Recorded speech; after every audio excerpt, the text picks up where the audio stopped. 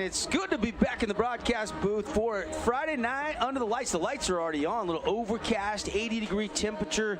Once the sun sets, it's going to be absolutely perfect for two crosstown rivals to do battle. This is Pregame Show, built by Bucks Ace Hardware, and appreciate Finley Subaru as well as Fabulous Freddy's, all our great local partners getting on the air, on the radio, and we now are joined by our streaming audience on the fansportsnetwork.com, KSLSports.com, Devin Dixon, Connor Collins. This is our Boulevard home game of the week, and CC, I'm all fired up, man.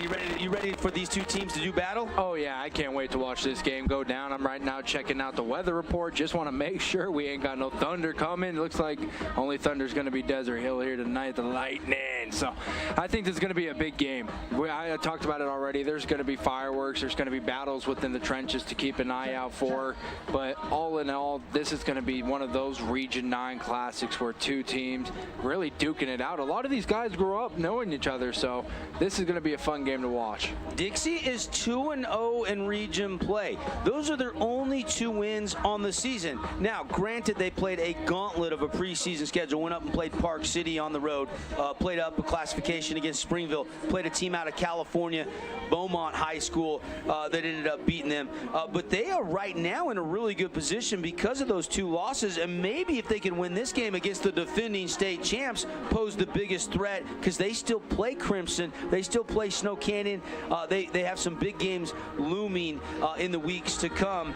Coach Munkers kind of felt like, you know, every year he gets a new quarterback, it takes a little bit of time. And this year, he had 2 quarterbacks, and he gave them both equal opportunity in the preseason. And when the dust settled, after really the Mountain Ridge game and then that second half of the Park City game and then the Hurricane region opener, Wyatt Truman wins the job, and then the other quarterback has left the program. He just up and quit and left the program, CC. So now it is truly Wyatt Truman's team. And yeah, I think that's, you know, for one thing, for Brock Parrish, we do hope he goes and finds success wherever he does end up going, if he wants to keep playing. If not, maybe he just wants to go and move on and go to school somewhere else. Whatever it is, it's fine. As far as Wyatt Truman, though, congratulations, young man. A round of applause. You got a job.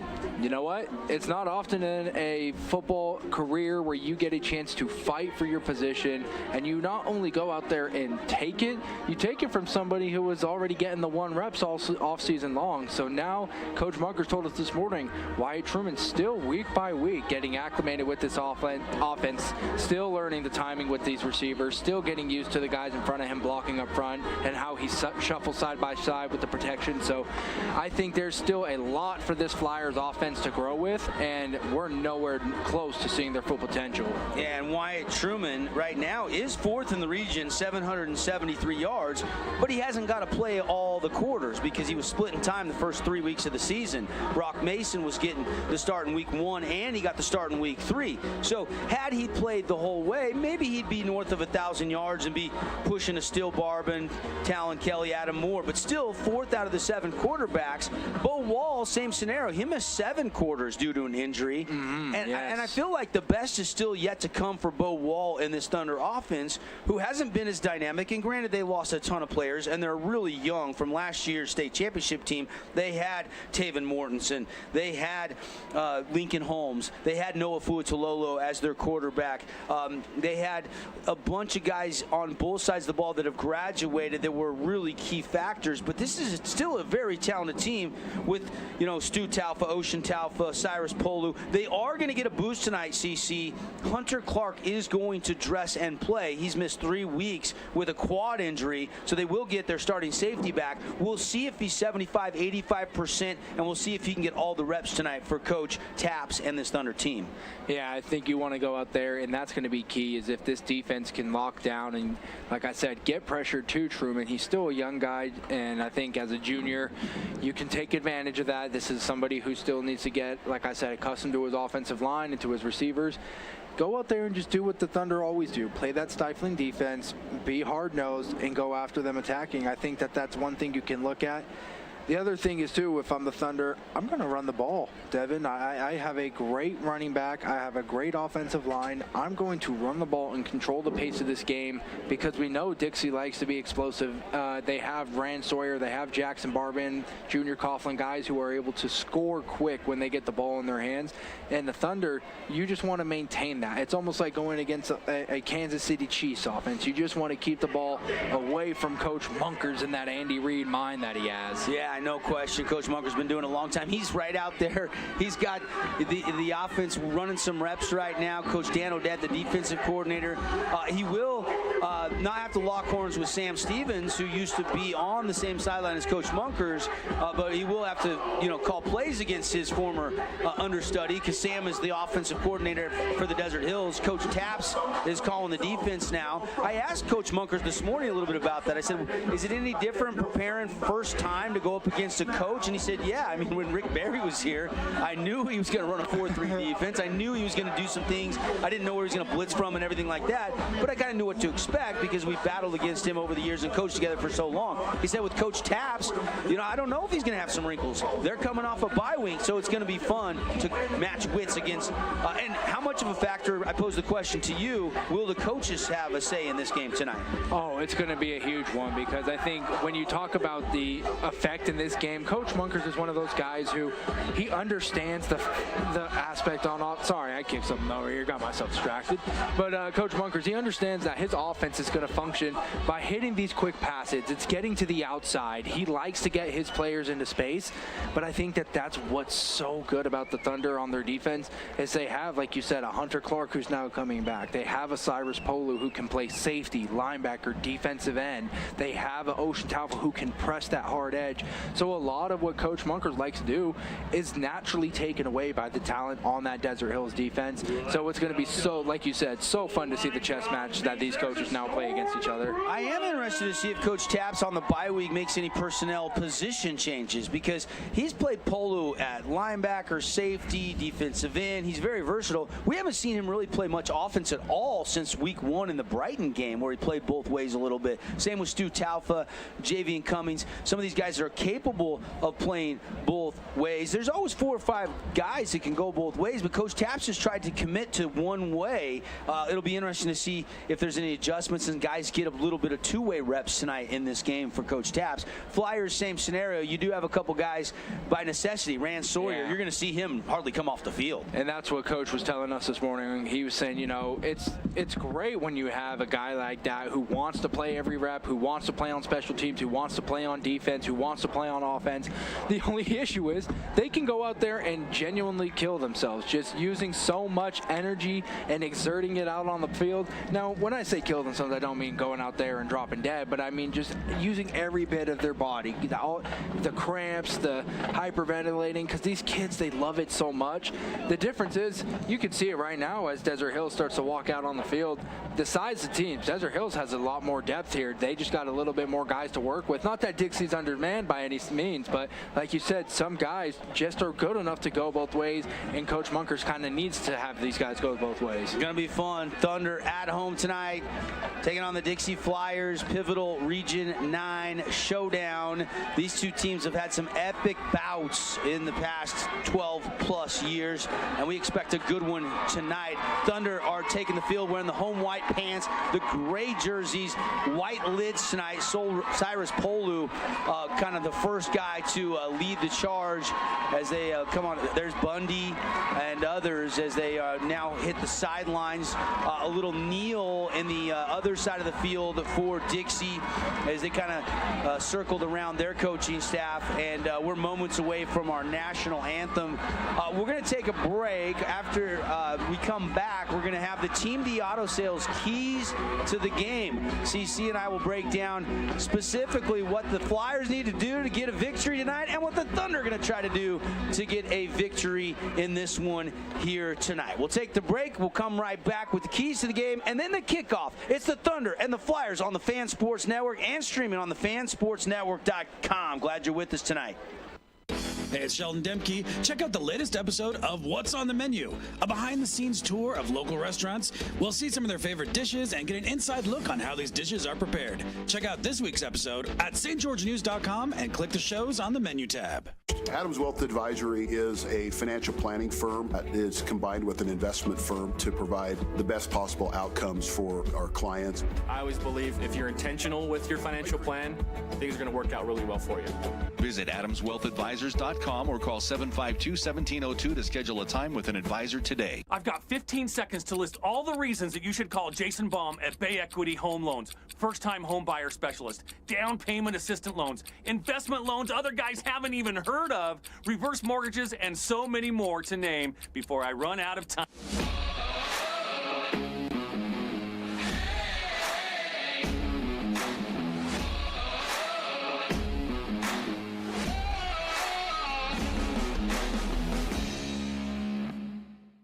Check out this week's edition of TGIF on stgeorgenews.com. TGIF is your weekend adventure guide to all the fun and exciting things going on in southern Utah this weekend. Find this week's edition at stgeorgenews.com and click the shows on the menu tab. Have a blast this weekend. This cheesesteak is so freshly grilled, you could still eat steak. Grill. Grilled right in front of you. It's a Jersey Mike's thing. First Ace Hardware is conveniently located in St. George on the corner of Bluff Street and St. George Boulevard with 30,000 square feet of lawn and garden, paint, tools, fabrics, sporting goods, and the most complete nut and bolt section in town. First General Store, the Big Ace store on Bluff and on Main in Cedar City.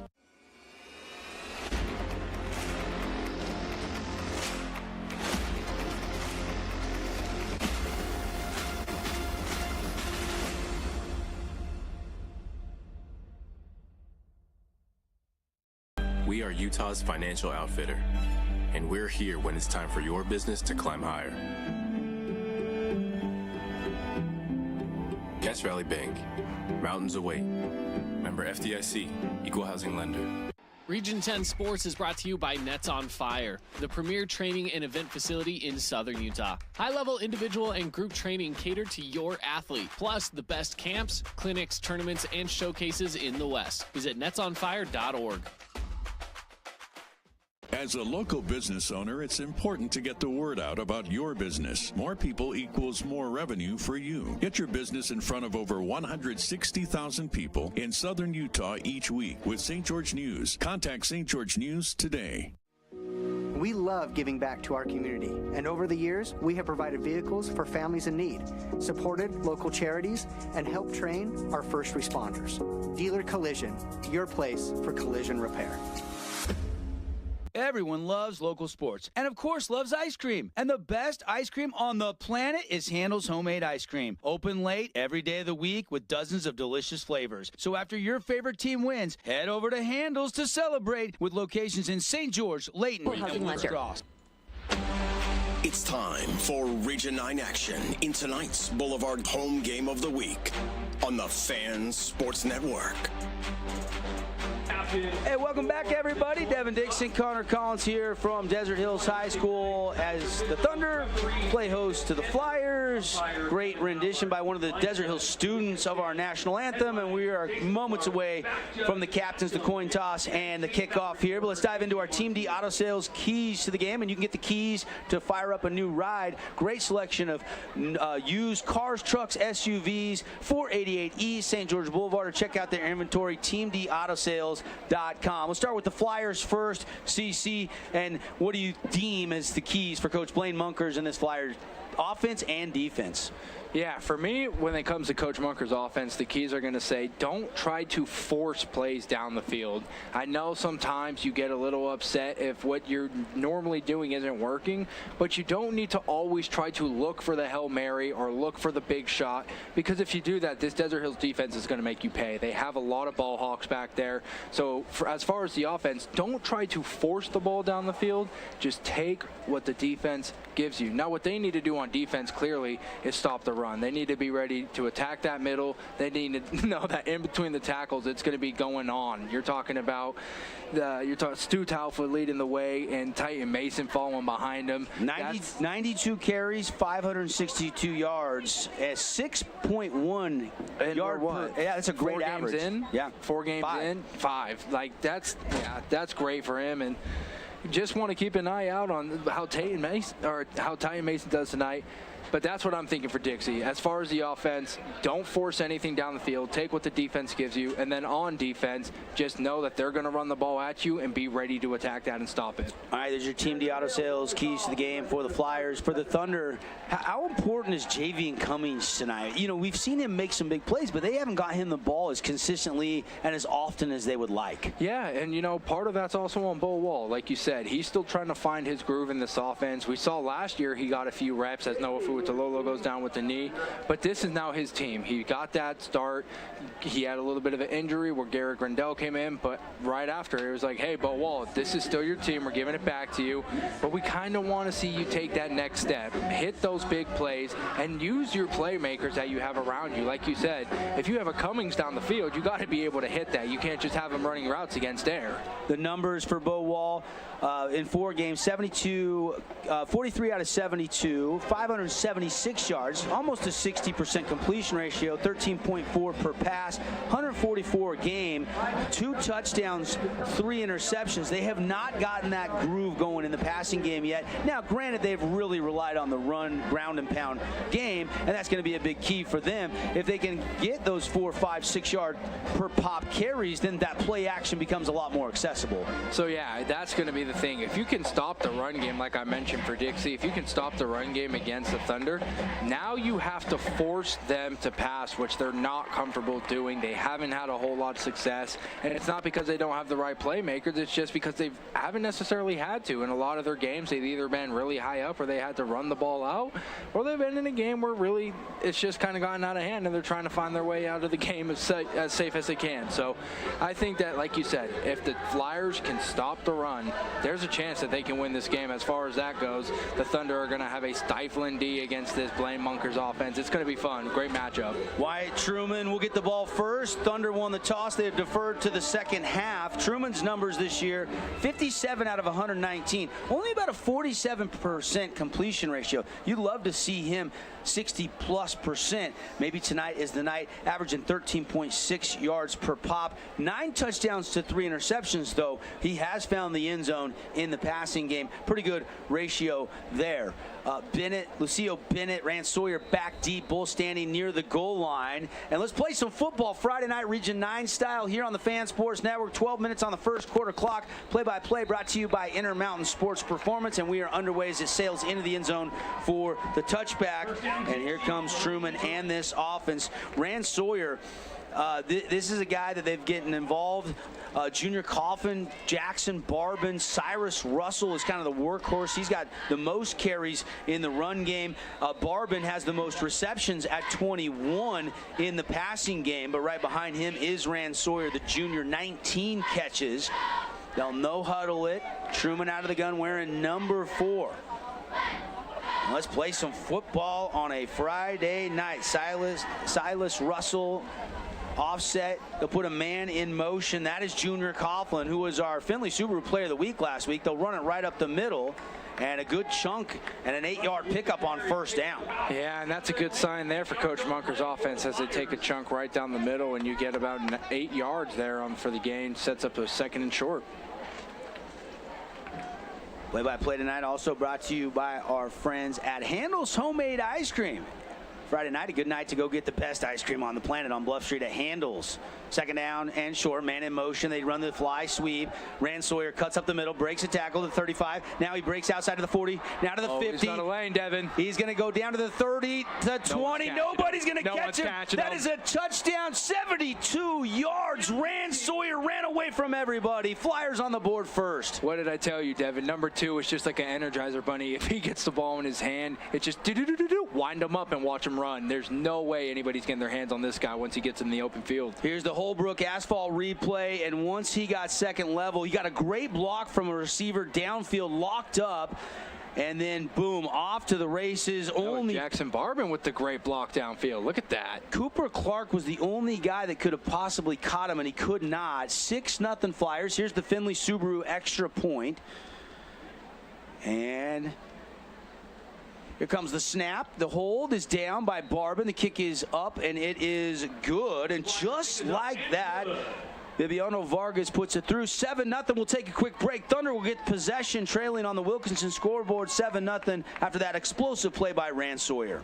Red Rock Real Estate has over 200 professional realtors in the St. George area that specialize in the local market. Whether you're buying your dream home, looking for an investment property, or want to sell your home for the highest amount, the Red Rock Real Estate team is here to assist you. Get started now by visiting redrockrealestate.com. Did you know that St. George News has a new app? Download the St. George News app today and stay up to date on everything happening in Southern Utah. Get instant notifications on news, weather, sports, and more. Download the app today and get your local news now. Scooter's Coffee and Hurricane is the best way to start your day or get you through your day. From breakfast sandwiches to cinnamon rolls to amazing smoothies and, of course, coffee. Anytime is a good time to sip and smile Scooter's Coffee. Open 7 days a week. Nets on Fire is the premier indoor basketball training facility in Southern Utah with 4 full-size gyms and group and individual training packages available for every age and skill level. Nets on Fire can elevate your... Hey, welcome back. Flyers lead 7-0. Rand Sawyer. With a name like Rand, kind of fun when you get a call he ran away from everybody. Yeah. Great name. I've been here 20 plus years doing football, and first Ran is the first name that I've ever called the game of. I love that name. I know. You almost want to give it to Ron, give it to Rand, stretch that A out. No, it's Rand Sawyer. And like you said, he got that ball. He ran away with it. What was that, 72 yards on the carry for a touchdown They got 8 yards from the 20 on first down. And then next play, 2-play drive. And it goes 80 yards, 72 on the ground. And here is Bo Wall out of the shotgun. He'll put Cummings in motion, trips formation to the near side. Now Cummings will go back the other way, get the fly sweep. They set the edge. He's got a good gain and a pickup of almost 8 for the Thunder on their first carry of the night. Look at that. They said anything you can do, I can do also. And the Thunder, just like that, get out on the outside edge, get a run, carry for about 8 yards. You think right here they go for another 72-yard touchdown, Devin, or do you think they got to work for it? That would be ironic if they did, and we would be knotted up. I'm sure Coach Taps would love to see that. Sam Stevens, we'll see what play he draws up here. It's second down and short, so probably another run coming. They do love to run the football here at D Hills, a lot more so than last year. Out of the gun, Stu Taufa, the center. They've moved him from tackle. Last year he played left tackle. This year he's played mostly center, although they've shuffled him around a little bit as needs be. Wall will throw on second down. Looking, gets it out, and it's caught, and a first down. Nice little Red Rock Real Estate first down. And that was a nice concept there. I like that they're just trying to run a couple quick passes here, a little curl route for the first down, but that gives Bo Wall confidence, and that's what you want for your quarterback, your young quarterback, as he's starting to get his legs under him again. Yeah, it looked like Titan Mason wanted to run a swing route, but then he just sat at the sticks once he started to swing out, and Wall put it on him, and easy first down out to the 36-yard line. Wall out of the gun. Man in motion. And that's Riker May. They'll run it and now pull it. And no, he did give it, but not much there for Titan Mason. Yeah, it looked like that was Lopati and Rand Sawyer there who sniffed that play out. Those two combining for a nice tackle there. Second down and 8. Give him a short gain of 2. Wall comes over to the sideline. Now back to the huddle. They break the huddle. Lolo is the left tackle. Got Bundy on the right side. Taufa ready to snap it right to Wall. Wall looking to throw. Swings out of the backfield. There is Titan Mason. Hit and dropped by Jacob Dombrowski, the leading tackler for the Flyers, making that play. Devin, when those two guys hit and clash right there, it's almost like watching iron strike iron and sparks fly. Those two are some heavy hitting boys. Titan Mason is a guy who we know likes to finish his runs either with a little bit of a stiff arm or a lowered shoulder, a little nastiness. But Dombrowski, he's a heat-seeking missile there on the defense. 29th solo tackle of the season. He's got 59 total tackles. He averages 9.8 tackles a game. And he's a guy with some Division I recruitment in here as well, as he's already gotten looks from Utah Tech and Southern Utah as well. Looked like they wanted to set up a screen pass too high, incomplete. And not exactly what the Thunder wanted there, and the defense will have to come back out on the field for the Flyers to field this punt. Cyrus Polo will punt it. So on 3rd down and 4, I don't know if it was miscommunication or what. Can we see that one more time real quickly, or did you get no? Didn't have the replay. I think it looked like a crossing route or a screen, and it got bottled up. It was a screen. It looked like it was a screen because the offensive line, they gave a free release. It just looked like it got sniffed out there. Oh no! Mishandled by the return man. That is Rand Sawyer, but he got back on top of it. And so the Flyers will have their second possession of the game at the 25-yard line. It's not often that you see Rand bobble one of those. Look at that here, because he actually gets a running start, Devin. You think if he catches that, he might have a little bit of momentum. And we've seen what he can do in the open field already here tonight. I still like the decision to charge that punt. You let that roll, it could have rolled down inside the 10 or the 5. Yeah. And even though he did mishandle it, he was able to get back on top of it. And here comes Wyatt Truman and the Flyer offense. Man, I'll tell you, that kid, Kima, he's a big guy, and he stands tall out there. 6'6", 330, the right tackle for the Flyers. Yeah, he is, and it's his first year playing football. Slant route, it's there, and it's caught. And that's going to be David Barchi. And Barchi's going to pick up 12 out across the 35 to the 37-yard line. Another Red Rock Real Estate first down for the Flyboys. Good. And I thought we were going to see Hunter Clark go tonight, but it is he is not in the game right now unless he's at the far cornerback position. I don't think that's Hunter. Where's number 1? And another run up the middle by the Flyers, and that'll get them out across the 40 to the 41-yard line. Yeah, Truman with the keeper there.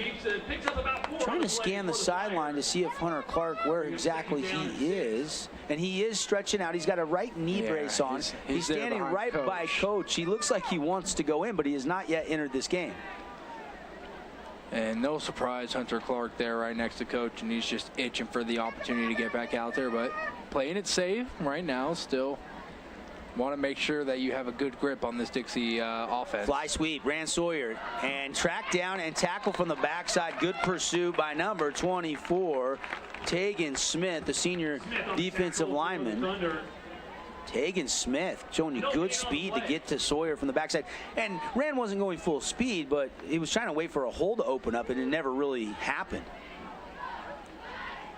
7:08 and ticking left here in the first quarter. Dixie has the lead after that Rand Sawyer 78-yard run on play number 2 on their opening drive. And the fumble. Oh, no. And the Flyers lose the ball, and Desert Hills has recovered. It squirted out of Truman's hands, and the Thunder grab it, and they'll get it right back. Nice job jumping on top of it. That was number 45, Jagger Shotwell, with the recovery. And just as Wyatt Truman tries to get out of there, 44 Olsen, Davis Olsen stripped it. Yeah, he gets just enough as he wraps him from behind. It actually pops the ball out in front of him, and Truman had no chance of recovering that. So the turnover gives it to the Thunder in Flyer territory. Quick swing pass, it's complete. Titan Mason's going to pick his way down the sideline. Sawyer finally throws him out of bounds. He did let go and didn't take him to the ground and avoided a flag there. Heard a little bit of the oohs and groans there from the crowd. Might have wanted a little bit of laundry thrown, but I like that the refs are going to let him play here. Rand Sawyer is a guy who gives 110%. Coach Munker said this morning, sometimes you got to ask that kid to dial it back, but he would rather have to do that than tell a kid to be excited or be more amped up for a football game. 2nd down and 5. We'll call it a short 5. Trips to the short side, ball on the far hash here. Wall will put Mason on his left. 4-man front defensively for the Flyers. Man in motion. They'll give it. And here's a run by Cummings, and he'll get it down inside the 40 to the 38. Another good tackle by the Flyers. Yeah, they're starting to sniff it out, and that defense sees that time and time again. That outside jet sweep is a Coach Munker staple, so they've seen that every day in practice. 7-0 Dixie on the Wilkinson's House of Lighting scoreboard. We're the local shop. Go check out their lamp room. They got lighting fixtures to light up every room in your house. And I always want to wish our Region 9 athletes the best luck throughout the season. Longtime great sponsor of local sports since 1946, a fan favorite. 3rd and short, 3rd and 2. They'll run it with Wall right up the middle. Stutter steps, pushing ahead, and I think he's going to be just a little bit shy, depending on the spot. They might have to go for it here. Yeah, I like that. Junior Coughlin able to get there behind the line of scrimmage and tackle Wall from behind. They try to run that quarterback power where he just takes a direct snap and runs behind the offensive line. But he doesn't get it, and it looks like Coach Taps is thinking about sending out the punt team unless he's got jumbo set here. Yeah, it's a jumbo set with Davis Olson and Ocean Taufa. Yeah. So this is their heavy goal line offense onto the field. Taufa up on the line of scrimmage. They'll put a man in motion. That is William Pattison. He'll go wide out, the only wide out in the route. They'll run it again. Direct snap. Mason's going to get the first down, or was that Wall? I couldn't tell. I think it was actually right. It was number 12, I think, Riker May. Yeah, Riker May. He did a good job at just kind of reading the hole as it opened up on the left side, making a couple guys miss there. Junior Coughlin almost had a chance to make the 4th down stop. They put Riker May at quarterback. Now Bo Wall goes back out to the huddle. I was so caught up in seeing Davis Olson and Ocean Taufa and the heavy personnel that didn't notice that they put May in the backfield, but it worked out. They moved the chains. Huge 4th down conversion. Thunder down 7-0. Put a man in motion. Switching sides is Austin Wintle. A couple weeks ago against Crimson, he had a bunch of catches. They tried to target him, but he could not bring that in. And it's incomplete. 2nd down and 10. So far, I'm impressed with how Dixie's defense has come out and played here tonight. They've really taken that point of attack to the offensive line of the Thunder, which we thought was going to be a clear strength here tonight. As always, handing out some awards, looking for our Hearst Ace Hardware Player of the Game. We'll name one for each team in our post-game show. Also got the Appliance Wholesaler, obviously the leading candidate right now, but still 4:13 to go in the 1st quarter. We'll also pick our Jersey Mike sub of the game tonight. And we've got a defensive play of the game presented by Mountain Land Supply. So a lot of awards that we'll be searching for throughout the broadcast tonight. Bo Wall out of the gun. He'll put a man in motion. That's Cummings. They'll run it the other way. Jump cut back up the middle. And a nice gain down to the 30. Beautiful cut back there. Pick up a 5. Yeah, you could see here on the replay, he tried to get to the right side, but nothing there. Just makes a beautiful cut back inside to the left. Gets a gain there. Anthony Crichton and Stu Taufa locked up on that right side and kind of blew that hole up, and so he felt it. And that's what you like your back to do, to feel where that block is and cut off of the block. But still now a very important down for the Thunder offense. 3rd and 5. Facing a 4-man front. Wall's going to throw. Has some time. Lets it go. One-on-one. Cummings by the defense. Oh! Can't bring it to the body. It's incomplete. Down inside the 5-yard line, and it'll be 4th down. And that's, you know, one of those that you wish you could get back if you're Cummings, because Bo Wall threw a beautiful ball there on 3rd down. Put that just where his guy can go and get it, and just not able to bring that in. Right off the fingertips of the senior wide receiver. And they're going for it. They've already converted 1 4th down. Offense will stay out there. No heavy package here, just normal personnel. Cyrus Polu is in on offense. He's the middle receiver on the trip side. Bo Wall looking over the middle. Caught. Cummings, 1st down. Yes, he stretched ahead, broke the 25 down to the 23-yard line, and that's the 2nd 4th down conversion on this drive for D Hills. And watch this replay here. That's twice now, Devin, that I've seen Bo Wall drop back and just look super comfortable as he tries to make that pass.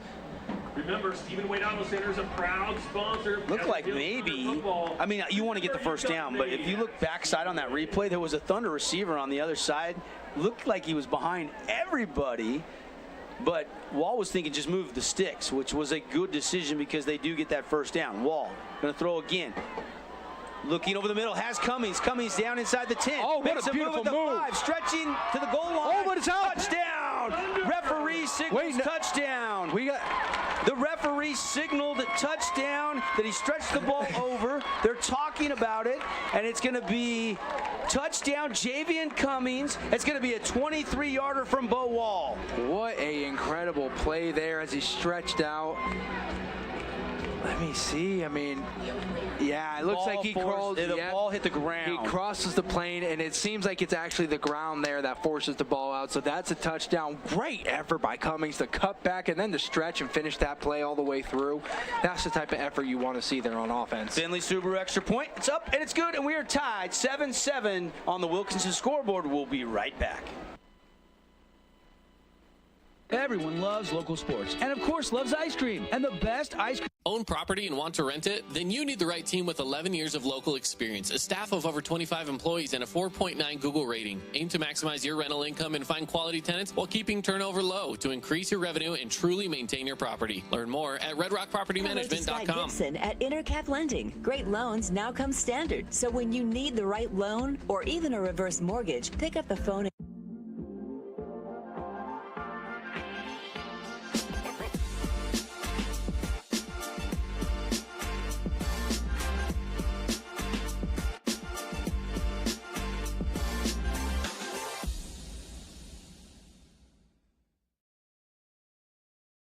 Nets on Fire is the place to hoop in Southern Utah. Elevate your game with group or individual training with elite coaching. Hustle to netsonfire.org to learn more and see why so many rising stars hoop at Nets. Nets on Fire, building champions on and off the court. Relatives coming to visit, not enough room, or maybe. And a 23-yard touchdown pass. Kickoff is going to stay in bounds. Sawyer goes and gets it.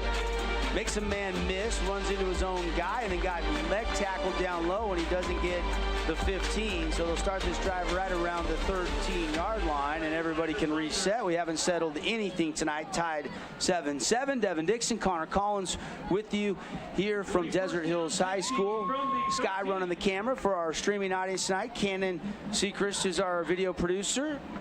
And our guy back in the studio tonight, Spencer Rodak. And CC, we thought this one would be close, and right now, tie game. Yeah, so far so good. A couple big plays on offense, and receivers taking the extra effort to help their team get in the end zone. Little scissor action, and that's going to be up the middle on a keeper. And Truman probably made the right decision just to get a couple yards. Had they given it to Silas Russell, he would have had a 2 or 3 yard loss. Yeah, sometimes you just got to go ahead and make the right decision, and even if it's 1 or 2 yards, it's still better than getting a loss. Flyer center looking back. Out of the gun is Truman. Now looks like Truman wants to talk things over. Comes up the line. Now backpedals back into the shotgun. Russell sidecar to his right. Twins to either side movement, and flags fly. Yeah, it looks like a false start there on the offensive line. Never a good feeling when you miss the count. Must say I've been there a couple times. 77 with the false start. It happens. Got to make a recovery, go back out there and get that yardage back. Kimo Lapati, 6'6", what did you say, 330, 340? Yeah, he's a big kid. Second down and long now after the 5-yard walk-off. They'll take a shot down the sideline. Good coverage. Turning and almost intercepted. It's incomplete. Yeah, I couldn't tell. It looks like they got a little shaken up on the play there. Is that? No, that's not. Riker Tuckness, I think. With the coverage for the Thunder. Looked like Tuckness was in position once he turned his head to quickly catch it. Like he was the receiver, but couldn't bring it to the body as he fell to the ground. So 3rd and 14, we'll call it, for the Flyers inside their own 10. Trips to the near sideline. See if the Thunder want to turn up the heat. They just rushed 4. Crossing route, and they hit the man. Nice catch high by Barber to the 15, out to the 20. And he's going to be almost to the first down. A yard short. It's going to be 4th and 1, CC. Yeah, they tried to run a stunt there on the front for the Desert Hills Thunder. That was number 42 coming around the edge. Almost had a clear shot there on Wyatt Truman. That's Dylan Rex, but not quick enough to get there, and he's able to release the ball. That was a heck of a catch by Barban climbing the ladder. And the offense is going to stay on the field. Are they going to go hard count, or will they run it right up the middle and try to keep this drive alive. They're going for it. They'll give it to Russell. Russell's going to get the first down out across the 25 to the 26, a pickup of almost 3.5, 4. I wonder if that's a statement there from Coach Munkers. I mean, he was deep in his own territory there, and he decides to run it on 4th down. So kind of trusting his offensive line up front and trusting his boys to go ahead and do what maybe we all thought Desert Hill was going to do tonight. Kenneth Auta, the center, they kind of went right behind him in the left guard there, and now Truman will throw on 1st and 10. Slant route high, incomplete. Looking for Jackson Barbin. Jackson Barbin might have had to grow a few more inches and be my height there if he wanted a chance at that one, because like you said, that one was overshot by a few inches, about a foot or so. But missed where it was just an incompletion.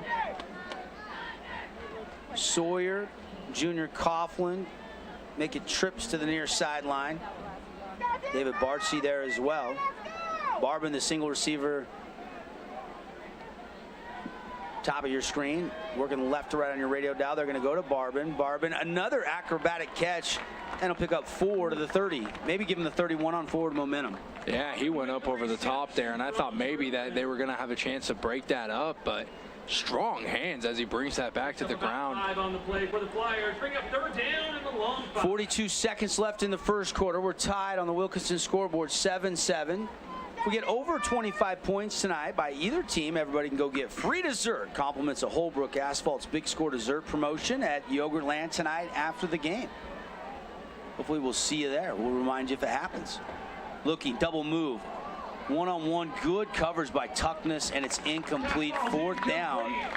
And I don't know if Munkers will go for it again on this drive where it's 4th and 6. Yeah, it comes on. Yeah, I think this one's a little bit longer for Coach Munkers' liking. Coach Tapp's sending a blitz there on 3rd and long, and it had a good chance at getting there just a little bit too a little too close, but good blitz as it forces the deep ball down the field to be incomplete.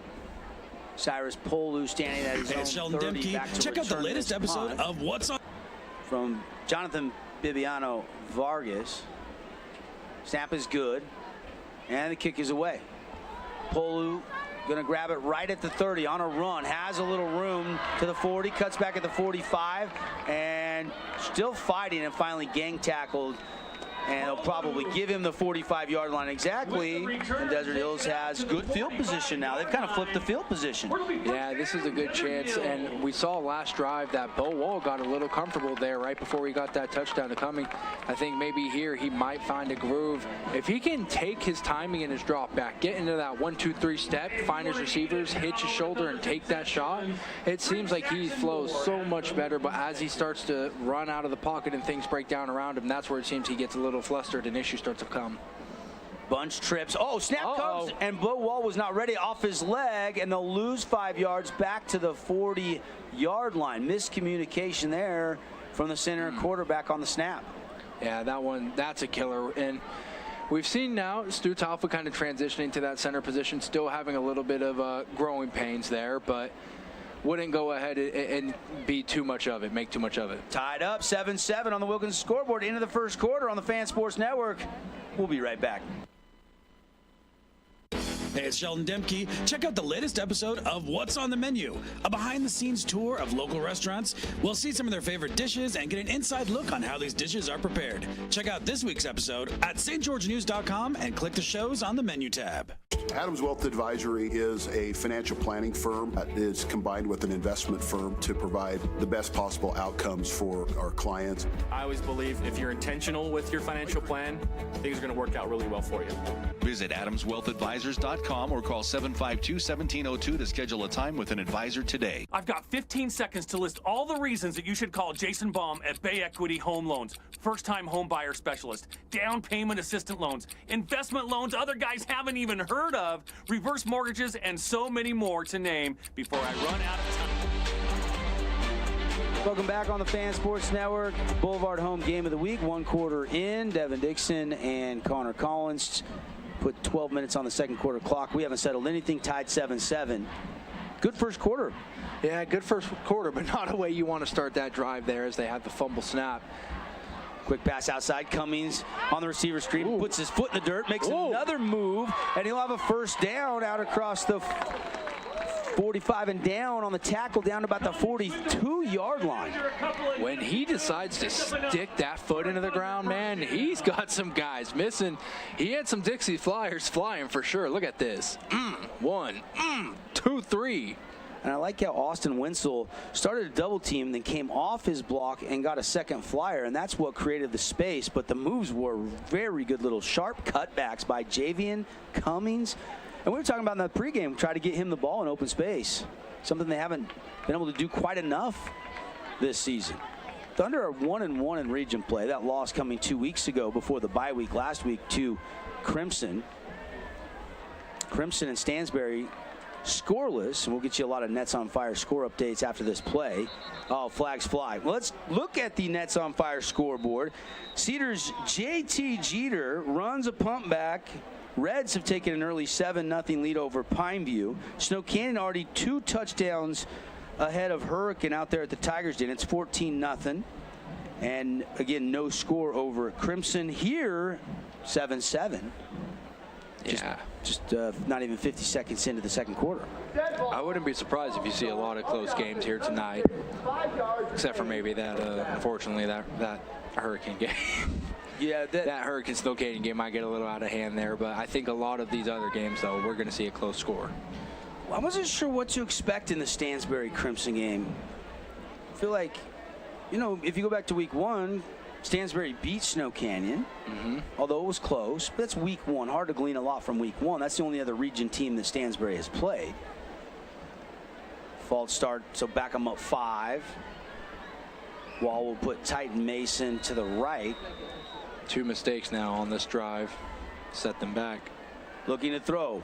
Wall, one-on-one. Has Cummings behind the defense, and he overshot him. He was that close, Devin, that close to almost having a big Jason Baum touchdown there, but just missed a chance for the long bomb. Like you said, I think if he puts a little bit air under that, maybe puts a little bit of arc, he gives Cummings a chance, and he just kind of ripped that one, threw it on the line. So 2nd down and 15 for the Thunder. They'll break the huddle. Again, wearing the gray jerseys tonight with the white lids, white pants. Flyers with the white jerseys, blue pants, blue lids tonight. 4-3 defense. Polu is playing both ways tonight, and he'll get a run. Cyrus up the middle, cut back, spin move, and he'll get 6 to the 40. Yeah, good job by the Flyers to corral that. That's going to set up a 3rd and long for them. But again, you talk about it, Devin. This drive, if you take away the 2 mistakes, the fumble and then the false start that pushes them back, this Desert Hills team is probably sitting right now on their own 30, 20-yard line, but instead they're back here on the 41. See if they can convert on the money down. 3rd and 9, we'll call it here for D Hills in a tie game. Wall out of the shotgun. Looking to the trip side. Now goes over the middle and high, incomplete. And he took a hit at the end of that play. Oh, they tried to set up that little tunnel screen there, and whenever you don't connect on those and you see your quarterback get blown up like that, it just makes you think a little bit like, is it worth it? But hey, that's a good stop by the Flyers, as it's going to force a punt here from the Thunder.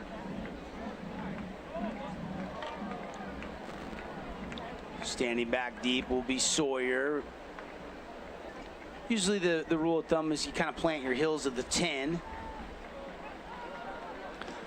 Yeah, if I'm right now, Coach Taps, I'm saying kick that baby into the end zone. He will angle it, trying to kick it out of bounds near the pylon, and he actually did. Beautiful punt. Great punt. Yeah, that's going to be down, I'm thinking, right around the 5, maybe 4. No, they're going to move him up a little bit. A lot of it. Still going to get him inside the 20, though. It's better than kicking in the end zone by 5 yards. They'll mark it at the 15, so you'll take that if you're the Thunder. Yeah, maybe not the best angle for us up here in the booth, but still good punt, and that's going to make them. In your defense, the referee walked down to the 5 like he's going to spot it, then retracted back to the 15. But, you know, Coach said this morning, it's hard when any high school team has to go 80, 90 yards, and this is one of those right here. You're asking them to go 85. Truman back out there. Silas Russell in the backfield, out of the gun.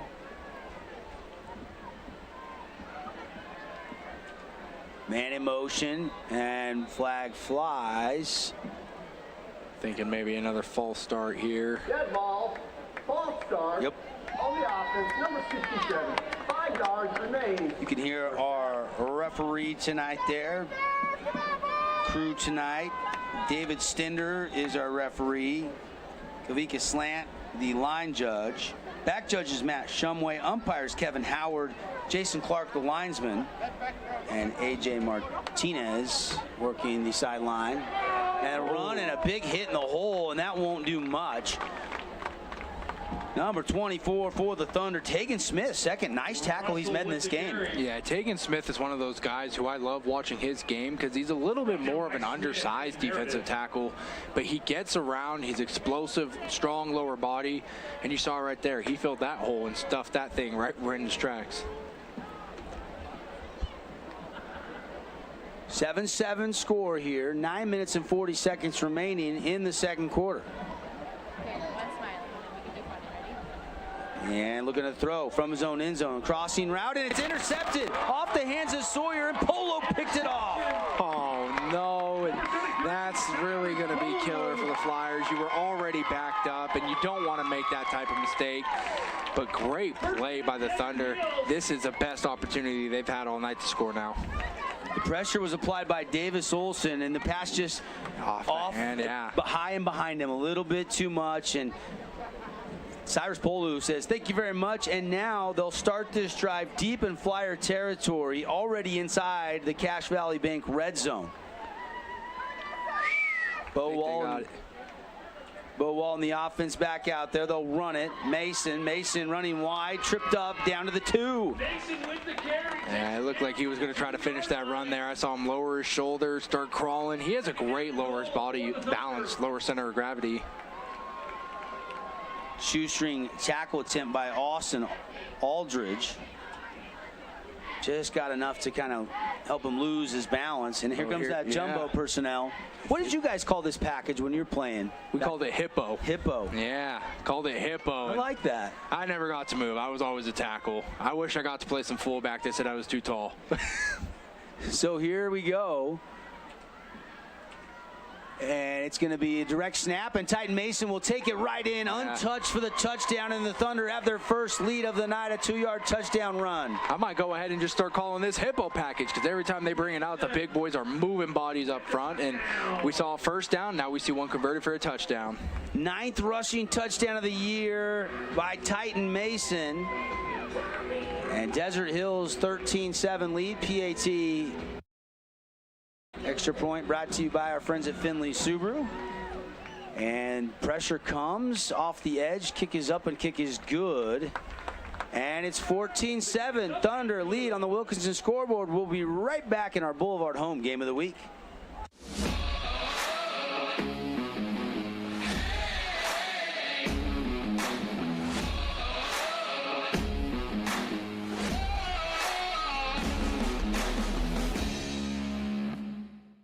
Check out this week's edition of TGIF on stgeorgenews.com. TGIF is your weekend adventure guide to all the fun and exciting things going on in Southern Utah this weekend. Find this week's edition at stgeorgenews.com and click the shows on the menu tab. Have a blast this weekend. This cheesesteak is so freshly grilled, you can still hear it sizzling. I can hear it too. Me too. Actually, it's the Hello? Cheesesteak? grill. Grilled right in front of you. It's a Jersey Mike's thing. First Ace Hardware is conveniently located in St. George on the corner of Bluff Street and St. George Boulevard with 30,000 square feet of lawn and garden, paint, tools. Hey, welcome back, everybody. Glad you're with us. 7 momentarily, but that second interception on the old tip drill, Polu got it, and then a couple plays later, Titan Mason direct snap runs it into the end zone. And all of a sudden, the turnovers have cost Dixie 14 points. Both turnovers the Thunder have capitalized on tonight. Direct correlation, like you said, Devin. If you're going to play sloppy and expect the other team to come out here and give that away and just let you do that, no, not here. The Thunder aren't going to let you go out here and make those type of mistakes. Rand Sawyer has a big hole up the middle, and he is gone off to the races. The kicker to beat it. Oh, I can't believe it. The kicker just did his job enough and tripped up Rand Sawyer. Boy, he was shot out of a cannon. Oh, do we have a look at Bibiano Vargas with the save of the night, because I don't think he was touched until the kicker got him, Devin. You're right. I mean, great wall right up the middle. And then you're going to see right here, one man to beat. And he just got enough. Wow. 28, I believe, of the Thunder made that touchdown-saving tackle, if I'm not mistaken. It's hard to see those great numbers. Tristan John is the kicker, I believe. Yeah, Tristan John. Yep. But great job by Sawyer, and they'll set up shop inside Thunder territory at the 40. Man in motion. This Junior Coughlin will weave his way to the outside of the 30, 35, breaks the tackle, and he's going to go down to the 10, and touchdown! Junior Coughlin from 40 out, no flags on the play. I am shocked, Devin. The way he got down that crease in the sideline, I thought he was for sure getting dragged out of bounds, and he just wasn't going to have it. Junior Coughlin wasn't being denied, and here you are, a beautiful sweep for a touchdown. Breaking tackles, Junior Coughlin. Wow. Told you we were going to see some fireworks here tonight. Here comes the extra point. Late man running on for the Flyers. 40-yarder and a 72-yarder. Both Flyer touchdowns on the ground. First one by Rand Sawyer. That one by Junior Coughlin. Uh-oh, offsides. And flags will fly. Kick is up, and it is going to be blown dead, I believe. And they'll have to re-kick. Does Coach Munkers want to try to go for two now, if it is offsides? I think it's too early. I think you tie this game, don't you think? I would agree, but let's see. He's coming out to hear what the ref has to say. I would assume that you just go ahead and enforce it on the kickoff. Yeah, put it half the distance to the goal, which should be down to the 1.5. And they're having a conversation there. Coach Munkers, now here comes the official. Dead ball, encroachment, defense, number 11. This has elected to accept the penalty for declining yardage, one untimed down. Okay, so they will re-kick, and they won't move closer, is what our referee explained. And now Coach Munkers is saying something, and okay, here we go. Untimed down, 8:25 on the clock. If the PAT is good by Bibiano Vargas, we'll be tied back up. And he's one of the most automatic kickers in the region here. Bibiano Vargas has this snap. The hold is good. The kick is away, and we are tied. 14-14. We'll take a quick timeout and be right back. We got a shootout on our hands here from Desert Hills High School.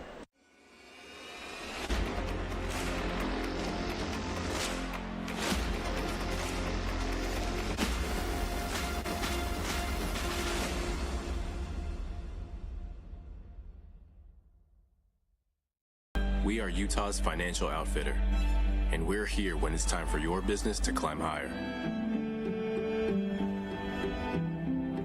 Cass Valley Bank, mountains await. Member FDIC, equal housing lender.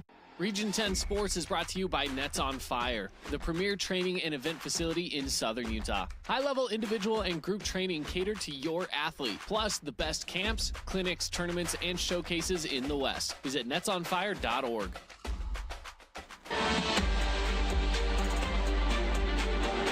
Welcome back. Football Friday here on the Fan Sports Network. Boulevard Home Game of the Week, making your house more like home for over 48 years. And kickoff will sail into the end zone for the touchback.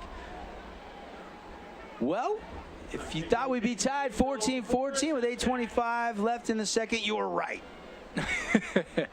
This has been a fun one so far, and some of those keys we talked about are coming to life right now. We talked about how Dixie, they want to attack the perimeter. They want to go out there and try to get their playmakers on the edge. And then as far as Desert Hills, they wanted to get Cummings involved, and so far tonight they have. He's found the ball. They've gotten him involved, and I think if we check the stats at halftime, he might be upwards in the 50s, 60s in yardage. Looking to throw, and now the pocket collapses, rolling right, thrown on the run, and caught by Javian Cummings out across the 35-yard line.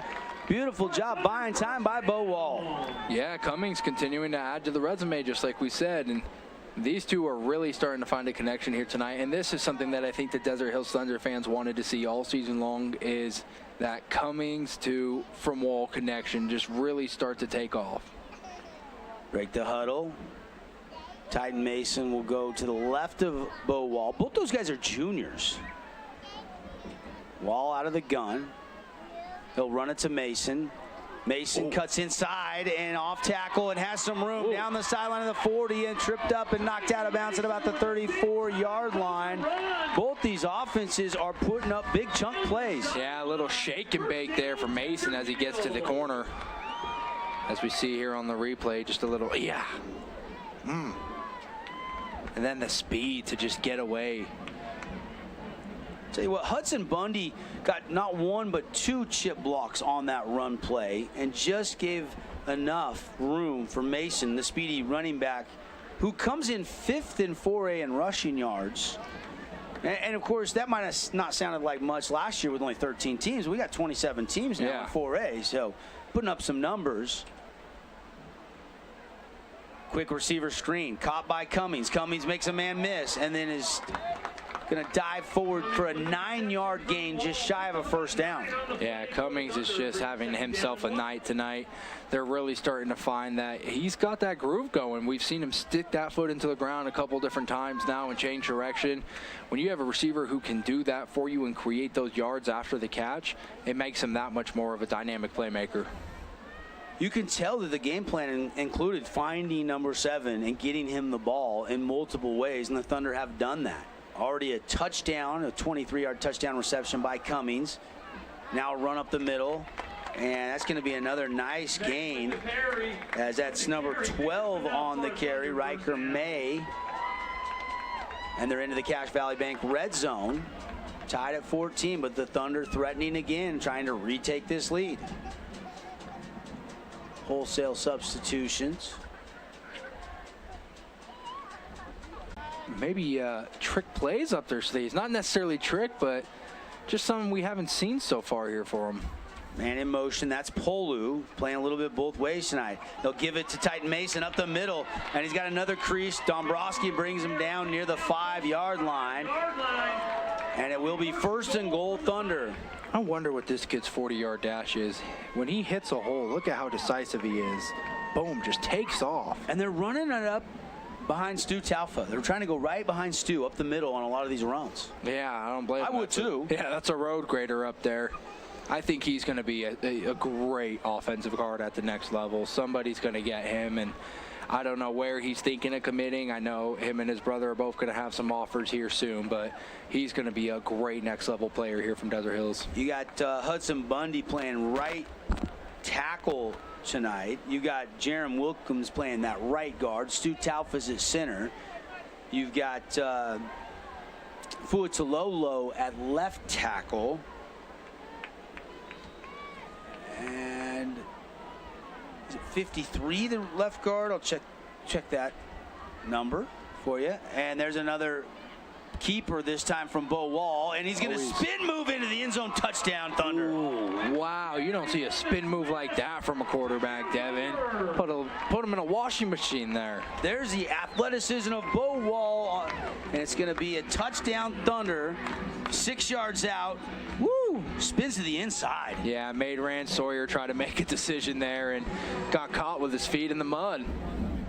Nice drive there by the Thunder to retake the lead. Finley Subaru extra point is up and good. We'll take the break. 21-14 on the Wilkinson's House of Lighting scoreboard. Desert Hills leading Dixie on the Fan Sports Network. We'll be right back. As a local business owner, it's important to get the word out about your business. More people equals more revenue for you. Get your business in front of over 160,000 people in southern Utah each week with St. George News. Contact St. George News today.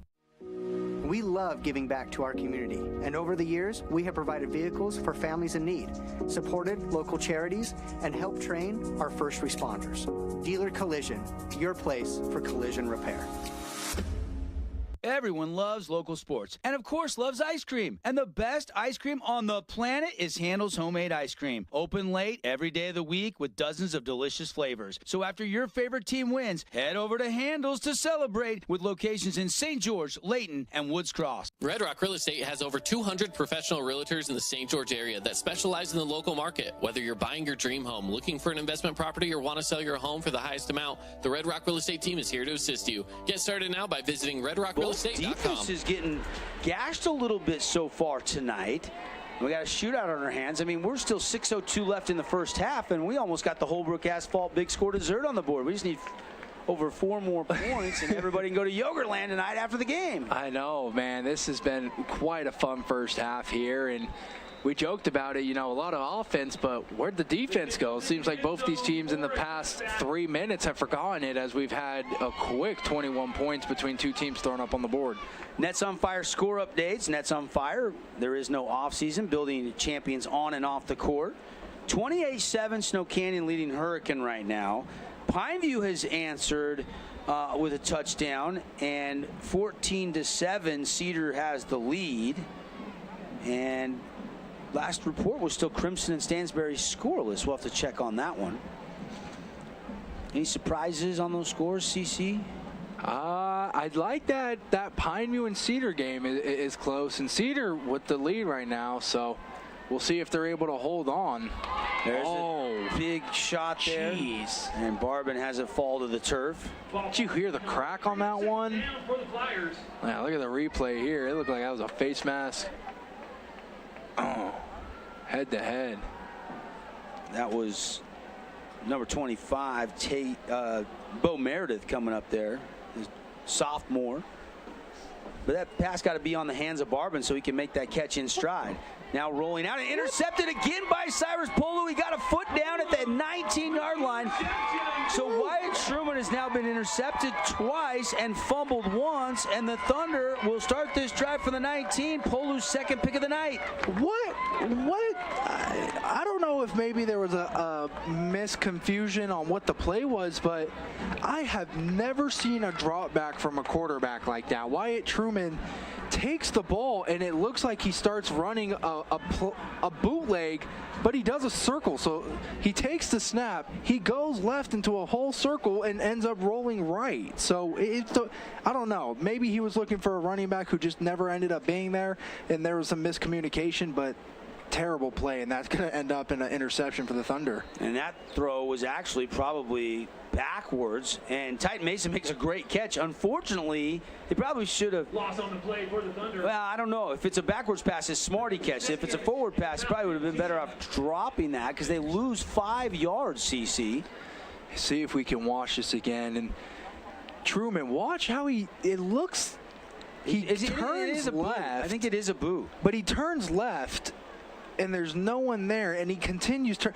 I think if as a quarterback you would want to make that right when you have no one and then continue your boot. It just looked like the timing was off. Maybe because the snap was left. I don't know. Good call. Quick pass, caught, and brought in by Mason down inside the 20 to about the 17-yard line. Nice catch there. 7 on the play. Bring up 3rd down. And gain of 6, 3rd and 8 now for the Thunder, who are a little bit behind the chains because of that first pass or run, depending on how you statisticians want to score that, whether it was lateral or not. Lost 5 yards. This is the first chance. Why does Wall go to the sideline? We just got a flag here. I think we got a sideline warning from the officials. Sideline warning.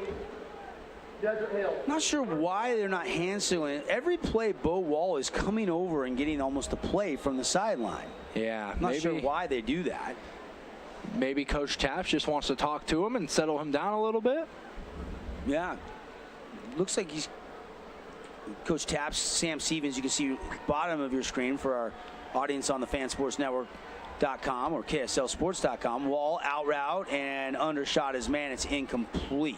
Yeah, it looked like if he threw that just a little bit quicker and a little bit more in front of his guy, he might have had a chance to get something there, but a little down and behind. Defense is going to set up I think that's a 4th down, if I'm correct. Can't tell. Yeah, 4th down. And they'll leave the offense out, or will they try to kick here? I think they're bringing out the field goal unit. Yep, they're bringing out the field goal unit. So Tristan John is going to try about a 34-yard field goal attempt here.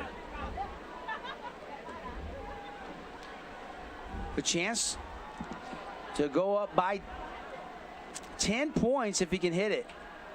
Hold is down. Kick is away, and it is up, and it is good. 34-yard field goal makes it 24-14. 4:56 left in quarter number 2 here.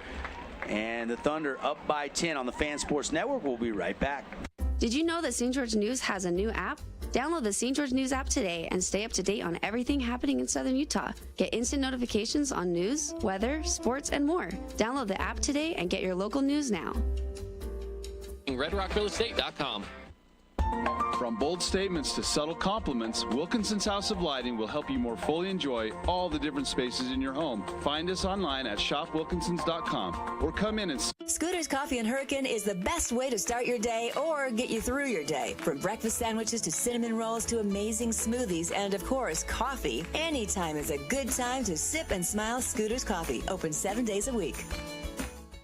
Nets on Fire is the premier indoor basketball training facility in Southern Utah with 4 full-size gyms and group and individual training packages available for every age and skill level. Nets on Fire can elevate your game. Hoop it, Nets. And the Thunder have built a 10-point lead. Devin Dixon, Connor Collins with you here. Glad you're listening or watching tonight's Game of the Week presented by the Boulevard. And the kickoff is going to be just into the end zone. Looked like Sawyer wanted to try to. You think he thought about that one? Yeah. Probably better that he let that one go. We think number 53 is Alec Tafua, the other lineman for the Thunder. I was looking for the other starting lineman for the Thunder, and I think it's Tafua. And Anijah Cummings, I think, might have switched from 20 to 10. He's been playing some DB, the sophomore, younger brother of Javian Cummings. You got Olsen and Taufa, Ocean Taufa. We're trying to put some pressure into the backfield here as they go jet sweep to Rand Sawyer. Is strung out, and he's going to lose yardage. Slips down, and nothing there. Dylan Rex, I think, will get credit for that stop. Yeah, good job by the Thunder front seven, sniffing out that jet sweep there. And again, if you can contain that outside run, you really do have a much better shot at limiting this Flyer offense.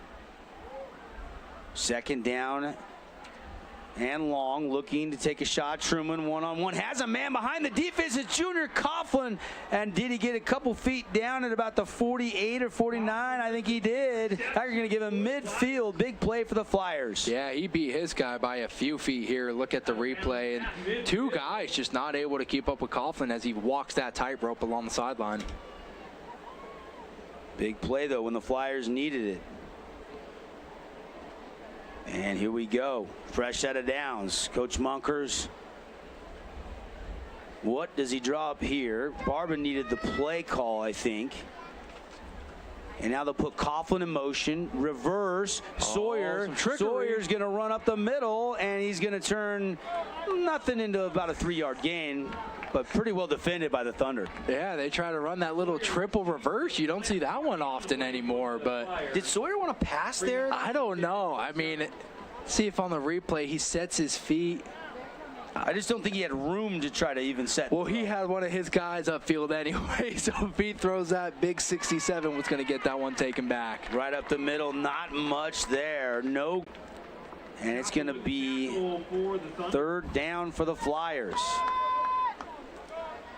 I think I saw Truman almost running after he flipped it. Yeah, it looked like Truman was running out almost like that Philly special. Uh-oh, pressure comes, hit and intercepted. The hat trick by Cyrus Polu. Are you kidding me?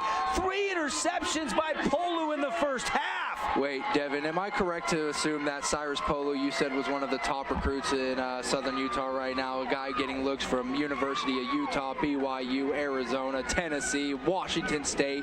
It's because he makes plays like this. You talk about it, the hat trick, with another takeaway for the Thunder defense. Well, you know, I've been kind of wondering, like, what is Cyrus Polu's best position? Is he an edge rusher? Is he a linebacker? Is he going to be converted to a safety in college? I think he can do it all. You can play him wherever you want. He's also your kicker, your punt returner, and a dang good receiver. He's what we call a athlete, a good old-fashioned athlete. You put him anywhere on the field and just let him go to work. I mean, is there anything the Swiss Army knife cannot do? We've seen it all from Polu tonight. And now that play goes for a loss of 2. Good penetration there by the Flyers right up the middle. A TFL. We haven't seen a Scooters coffee sack tonight, but if we get one, we'll let you know. Start your day at Scooters. Amazing drinks served by amazing people. Amazingly fast out there on State Street in Hurricane. Thank you, Scooters Coffee, for sponsoring Region 9 football here on the network. 2:46 to go in the second quarter. Thunder lead by 10, 24-14. Run, Titan Mason dancing his way now, running north and south right up the middle. Pretty good push. Flag comes in late as he's down inside the 35-yard line. I think maybe in the area of holding here as they threw that laundry where the offensive lineman getting into the mix of it. Kevin Howard. 10-yard touchdown run by Still Barber, about 5 miles away here from Desert Hills High School, and Crimson is opening up a 21-0 lead on Stansbury in that game. Another Nets on Fire Region 9 update. Appreciate Nets on Fire, building champions on and off the court. There is no off season. Check out all their fall leagues and tournaments and training packages on their website. Holding. Offense, number 53. There's the call. Replay. They're going to catch Jerem Wilkins on a hold, and that'll back the Thunder up. Crimson Cliffs, it was tied 0-0 going into the second quarter there, Devin, so they've really opened up the floodgates in that second. Like you said, 21-0, still not halftime yet. That's the defense, right? Just keep getting chances for the offense, and ultimately Barber and that offense have found pay dirt 3 times. One of the new calls, it's from the line of scrimmage on the hold, not from where the infraction occurred, so it's going to be 2nd down and 22, and the Thunder are back in their own territory at their own 48. Got to get a first down near the 32-yard line of Dixie. Thunder with a 10-point lead. Wall's going to throw out of the off his fingertips, incomplete. But we do have a flag out there. Maybe I'm thinking on the terms of defensive holding. Cummings had him beat. It didn't see early on where the foul occurred on Carter Van Lin. But it looks like this is going to be the 15-yard pass interference penalty.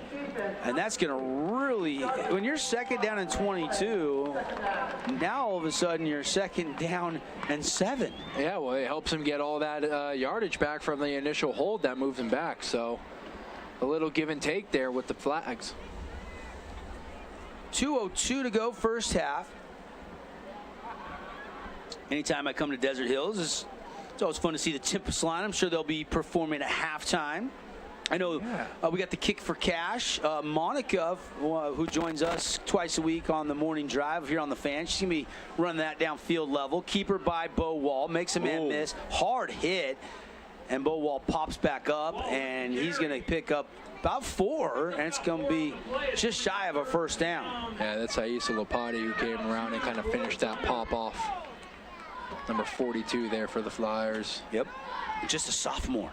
Yeah, he's good. I've been watching him. Has really progressed and taken strides as far as taking the hand movement and having counter moves.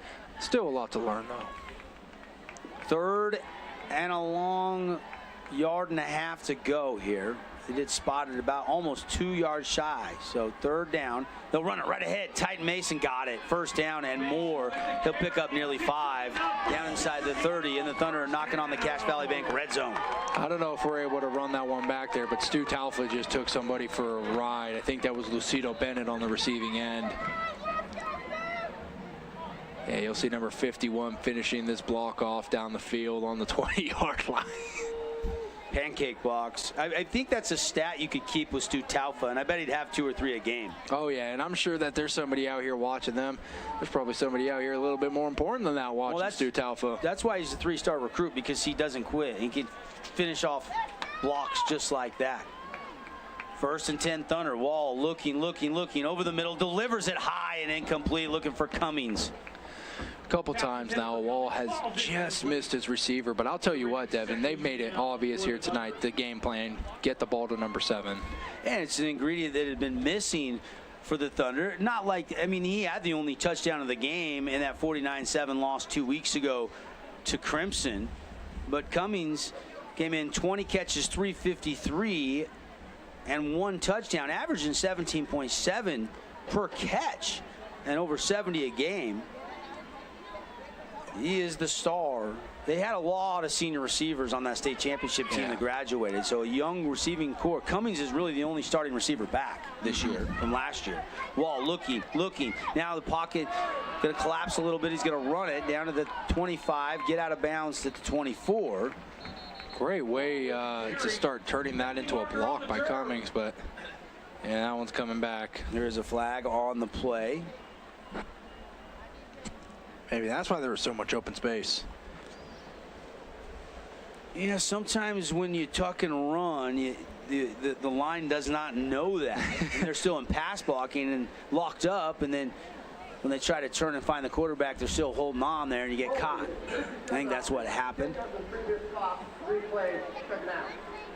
Yeah, I can tell you from experience. I've been there.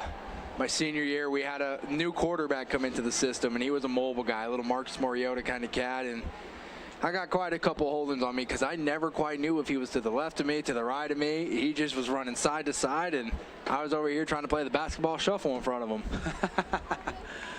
That's never fun. No. Film room after the game, after the games are final that next morning. Elijah Cummings in the slot. Javian Cummings outside the near side of the field in twin formation. Looking that way. Cummings again down the sideline. And it looked like deflected by Carter Van Lin at the last second, incomplete. Yeah, 2 nice plays there by Van Lin. I still think earlier on that defensive holding, he looked like he was playing fairly nice coverage, but in a good spot here to break that up. Not a bad throw, though. If Elijah Cummings turns in high points, that maybe he could make that catch. Wall was trying to throw it to a streaking Cummings. He's just a sophomore. Elijah Cummings. Tight base in the backfield now on 3rd and 20. Wall gonna throw. All day, has some time, steps up in the pocket. Now he's going to tuck and run, trying to get outside. Junior Coughlin, and does. He'll have about a 13, 14-yard pickup, and it'll be 4th down and decision time for the Thunder now. Already, Tristan John has hit a 34-yarder. I think Coach Tapp's thinking about keeping the offense out on the field here with just over 25 seconds left. Javian Cummings got just enough of Junior Coughlin to get that edge for Bo Wall. Wall was running. Here they go rolling out field goal unit, it looks like. Timeout. Thunder going to take a timeout and talk about it. Looked like maybe a little late making the decision. They had to burn a timeout. Timeout's brought to you by Luke Udy at American Family Insurance. All your protection under one roof, home, auto, and life insurance. Get a free quote. See how much Luke can save you. If you've noticed your premiums going up, maybe better give Luke a call. Get a free quote, 435-251-9102, and see how much you can save at Udy & Associates. We'll keep it right here. Latest score updates. Crimson leading Stansbury 21-0 after Still Barbin just ran one in. Here, 24-14, Desert Hills has the lead and possession right now, with just 26 seconds left in the first half. Last report, Snow Canyon was up on Hurricane 28-7, and last report was Cedar leading Pineview 14-7. And this one will be a little longer. This will be about a 43-yarder. Already connecting from 34. From 43, Tristan John. Here we go. Up movement, and the kick was blocked, but they blew this play dead. And that might make this a little longer. Dixie on that far side started to come into the neutral zone area, and then the left tackle flinched. And so I'm not sure that you can make a case this will be a false start, but it could have been offsides because of the neutral zone infraction. But I'd have to see it in slow-mo to be sure. They're going to call false start. That's the disadvantage you have as a lineman, right? Once the defense start jumping around, but if you flinch, they're going to catch you. Yeah, once you put that hand in the dirt, you are not allowed to move. So That's kind of how it goes, and I think maybe now they're going to go for it as it just probably pushes them out of field goal range. Or they're going to try to pin them deep. Polu might be punting this. Oh, yeah. Maybe a little pooch kick, a little rugby kick. Well, there's only 25 seconds left, so you don't want to give the Flyers a short field to try to get in field goal range of their own. He already pinned them inside the 20 once on a punt in this half. You also don't want to kick it to Rand Sawyer. Yeah, you'll see him try to probably angle this. Now he's going to fake and run, and now he's going to rugby style. And now he's going to throw, and it's going to be caught, and it's going to be shy of a first down at the 22. They needed to get it down to the 19.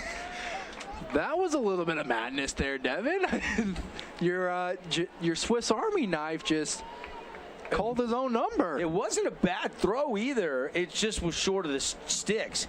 He thought maybe if I can run it. Now he realizes he can't, so he's going to throw it, and he completes it, but short of the line to gain. So the Flyers will take over at their 22-yard line, but they don't have much clock, just 18 seconds. What can't Cyrus Polu do? I was going to say, do you have the over or under on the completions for Cyrus Polu? He's got 3 interceptions. He's caught a pass. He's completed a pass, and he's got some tackles, and he's also got a couple punts and a kick return, and they're going to down it, and that's going to do it. Flyers will go into the half trailing the Thunder 24-14 on the Wilkinson scoreboard. We'll take a timeout when we come back. First half highlights inside the Rally Stop halftime show. We'll get CC's breakdown, an entertaining first half. We'll get you scores and statistics, all that and more after this 3-minute timeout at the half on the Wilkinson scoreboard. Again, Desert Hills leads 24-14 over the Flyers. Stay with us, everybody. Own property and want to rent it? Then you need the right team with 11 years of local experience, a staff of over 25 employees, and a 4.9 Google rating. Aim to maximize your rental income and find quality tenants while keeping turnover low to increase your revenue and truly maintain your property. Learn more at redrockpropertymanagement.com.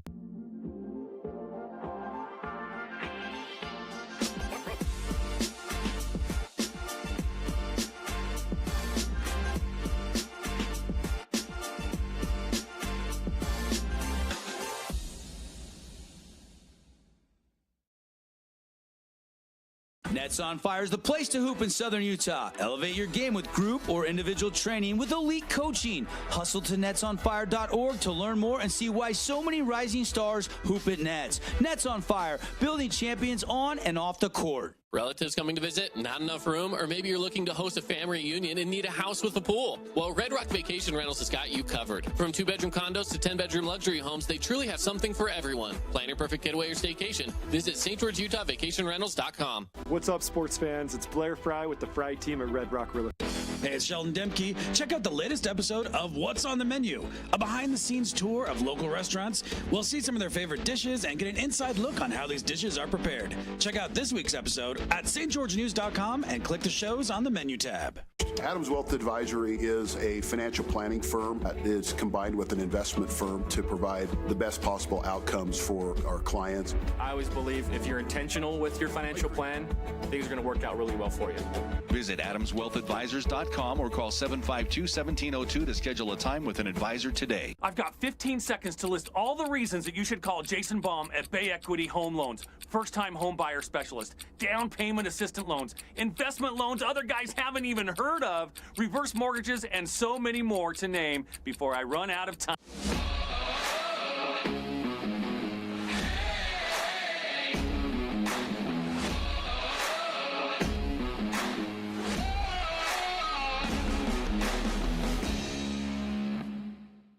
Check out this week's edition of TGIF on Here's St. George the News. Fans Sports Network team.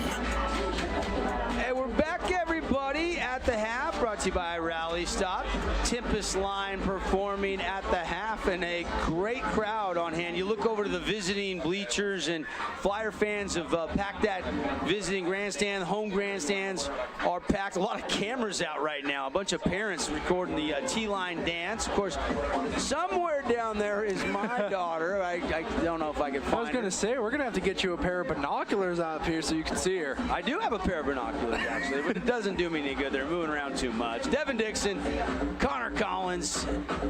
Connor, just first, first, give me your thoughts of an entertaining first half, but it was the Cyrus Polu show. Oh, yeah. I mean, by all means necessary, this guy is kind of making a really strong case for our player of the game. But let's just look at the two teams in the first half. I think we talked a little bit already. We said, hey, this was going to be a game that we expect fireworks. We expect both offenses to be firing off. But I'll tell you what, I didn't expect to see the long run by Rand Sawyer on the jet sweep or seeing Junior Coughlin go around and hit that tightrope on the line. I mean, those type of plays there, that's what's going to help Dixie get into the game, or I should say continue to be in this game. It's only a 10-point difference right now as it's 24-4. Desert Hills with a 10-point lead. I'll say this, though. Desert Hills has really impressed me as far as the defense up front. They've been playing great. This has been a great fun game up front. I think that Desert Hills, they need to attack that outside contain, like I said. Stop the jet sweeps. Don't let Wyatt Truman get the read options. You take away that outside perimeter and force everything down the middle, that's going to be the type of game that they want to play. Yeah, a lot of fun. Fireworks everywhere. I mean, this game got started with a bang. It was the second play from scrimmage. Rand Sawyer, 72 yards for the house call. And then there was nonstop action all the way through 2 quarters. But unfortunately, again, 3 costly turnovers in the air and another one fumbled. 4 total turnovers. Yet if you're Coach Munkers in the locker room, you're spinning that as a positive that you're only down 10 with 4 turnovers. You say, hey, it's a 10-point game, and we've really played as bad as we can. I mean, and then not to take anything away from the Flyers, but you mentioned it, Devin. You can't come in to a Region 9 opponent's house and expect to get a big win in their stadium in front of their fans and turn the ball over 4 times. So this is one of those where they got to take it a little bit personal. Dixie's got to come back out in the second half, and they got to go and do what they do best. And I think that's the quick pass game.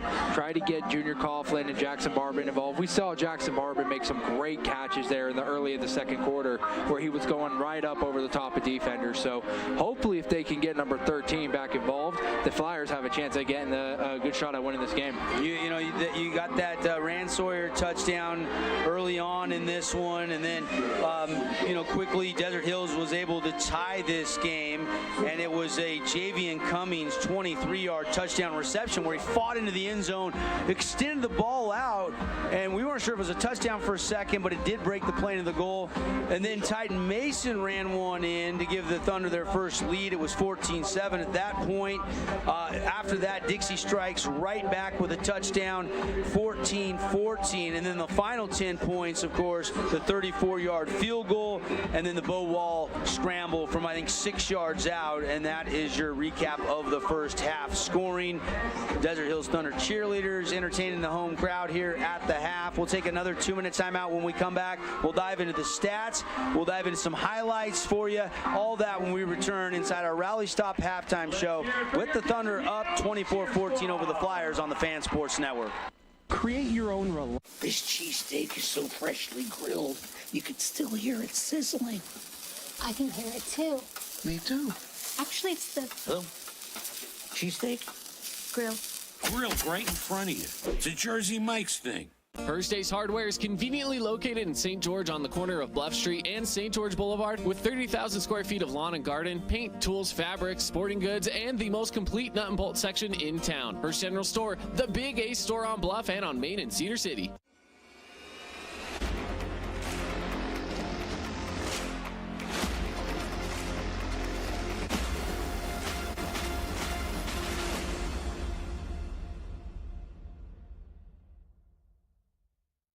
We are Utah's financial outfitter, and we're here when it's time for your business to climb higher.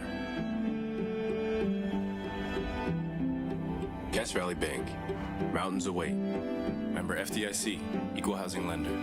Region 10 Sports is brought to you by Nets on Fire, the premier training and event facility in Southern Utah. High-level individual and group training catered to your athlete, plus the best camps, clinics, tournaments, and showcases in the West. Visit netsonfire.org.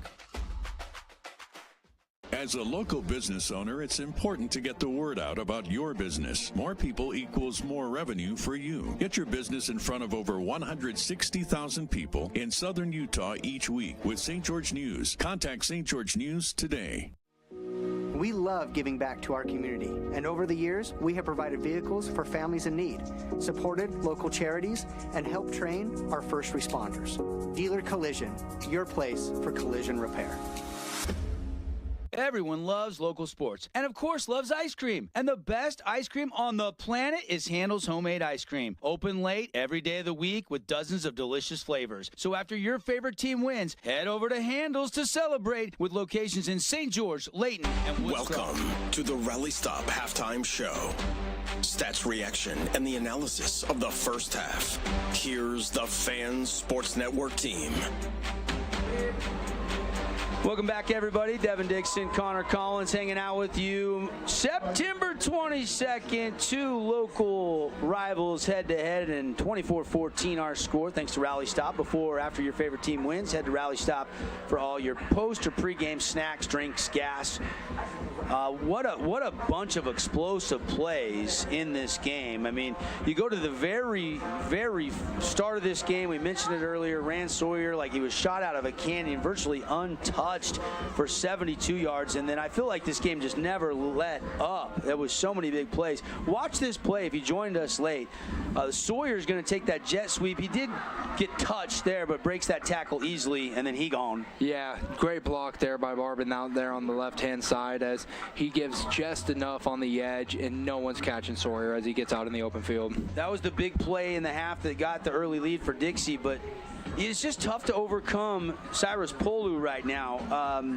He did a little bit of everything in that first half. He had 2 tackles, 3 interceptions, a punt he pinned inside the 20. Don't you take away his completion, Devin. And a completion. And a catch. And a catch. Yeah, I mean, he had a little bit of everything. Titan Mason, 7 carries, but 57 yards. So really good run per carry yardage there for Titan Mason. Bo Wall, 9 of 17, 96 yards, 1 passing touchdown, 1 rushing touchdown. Other Adams Wealth Advisor stats, Javian Cummings, 6 catches for 87 yards. So most all of the passing yards going to Javian Cummings. And that's the 6 catches, but I think on the night he's probably had anywhere from 7 to 9 targets. I mean, you can tell that it has been a game plan to get number 7 the ball, but that's what we talked about, Devin. That was one of the keys to the game. If you can get 7 the ball, that Desert Hills offense is that much more dynamic. It's that much better. And I'll tell you what, as this game's gone on, I feel like Bo Wall has looked like he's gotten more comfortable. Now that they've gotten a little bit of a lead here and it seems like he doesn't have to play with so much pressure on him, he seems like he's taking his drops and he's making his reads and he's hitting his guys. Here's Titan Mason there after on 4th down. You just saw the highlight moments ago where they went heavy jumbo, hippo, as you call it, and Riker May got it, and then they just continue to pound it. But we've seen Desert Hills come out with a little bit different a game plan, trying to deploy Bo Wall. Here's this nice little pass that moved the chains on another crucial key money down, and Cummings was able to grab one of his 6 catches right there. And here's the touchdown. Yeah. This is the 23-yarder. Look at you have 4 flyers get left in 1 spot on the cutback. You saw him stretch out. Officials saw he broke the plane, and that was a big one there. That gave them a 14-7 lead, and they were able to hold on to that lead even though the Flyers tied it up briefly.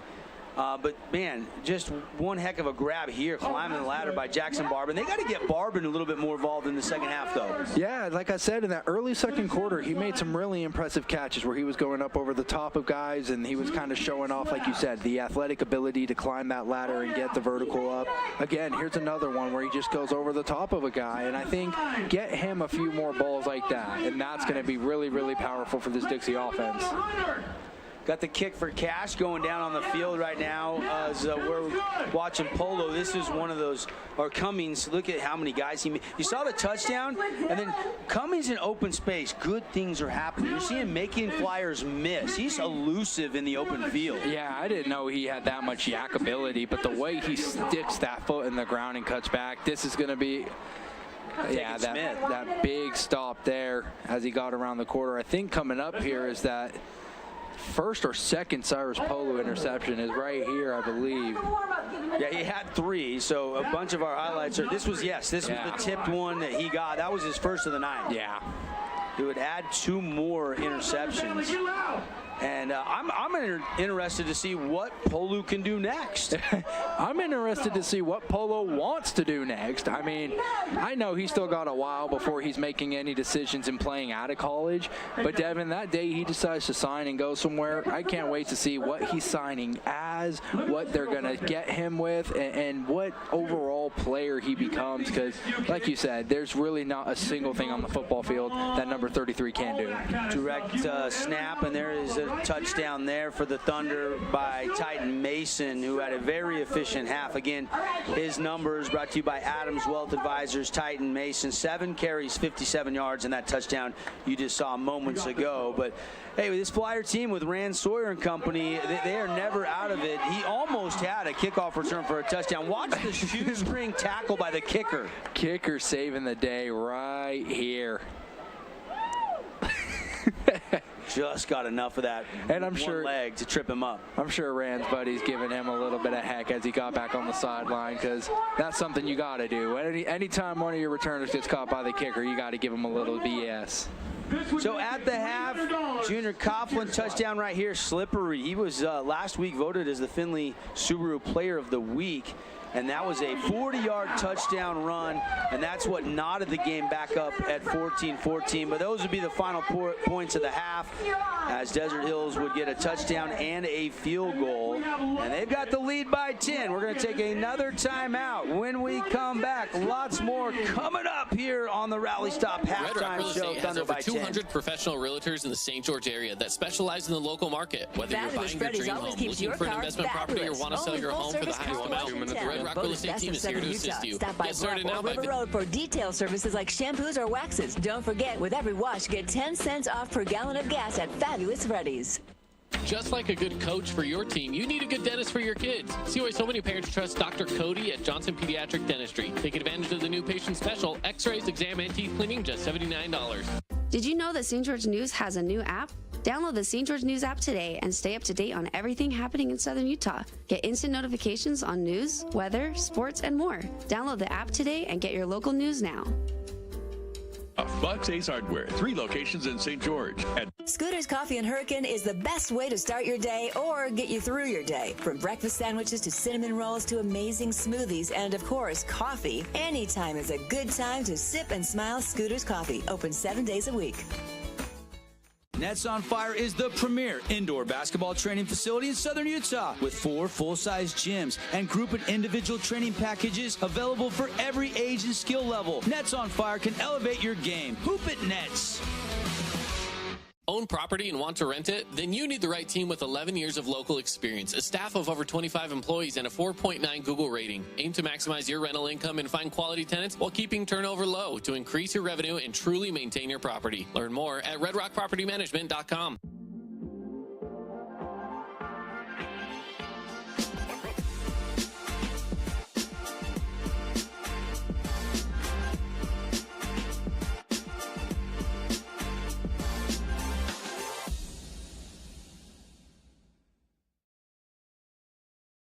Nets on Fire is the place to hoop in Southern Utah. Elevate your game with group or individual training with elite coaching. Hustle to netsonfire.org to learn more and see why so many rising stars hoop at Nets. Nets on Fire, building champions on and off the court. Relatives coming to visit, not enough room, or maybe you're looking to host a family reunion and need a house with a pool. Well, Red Rock Vacation Rentals has got you covered. From 2-bedroom condos to 10-bedroom luxury homes, they truly have something for everyone. Plan your perfect getaway or staycation. Visit St. George, Utah, vacationrentals.com. Hey, it's Sheldon Demke. Check out the latest episode of What's on the Menu, a behind-the-scenes tour of local restaurants. We'll see some of their favorite dishes and get an inside look on how these dishes are prepared. Check out this week's episode at stgeorgenews.com and click the shows on the menu tab. Adams Wealth Advisory is a financial planning firm that is combined with an investment firm to provide the best possible outcomes for our clients. I always believe if you're intentional with your financial plan, things are going to work out really well for you.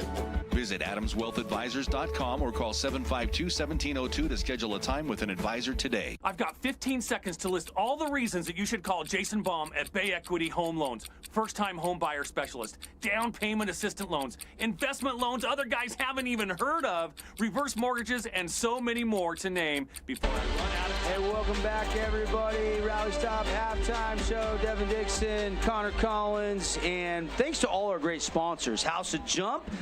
You know that Monday through Thursday, if you purchase 1 hour of jump time and you mention this ad, you'll get $10 in arcade for free. They got a bunch of new arcade games over there at the House of Jump, and House of Jump brings us second half adjustments. All right, Connor, you're in the locker room with Coach Munkers. What do you say to the guys?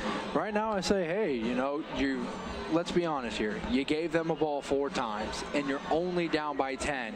So that means that you're still in this game, and you're not playing your best. So what if we turn it on in this second half? What if we eliminate the mistakes, we turn it up a little bit on offense, and we're right back in this game? And I think this is a team that Dixie really, really feels like they can compete with. All right, quickly, Desert Hills, I mean, more the same, keep getting turnovers, mix and run and pass. At this point, I'm thinking, hey, we got a great running back in Titan Mason. We have a really strong offensive line. Let's lean on this run game. Let's see if we can get ourselves out of here with a 10-point lead, grind as much of this clock off as we can, because we know Dixie's got explosive playmakers who can score on a finger snap.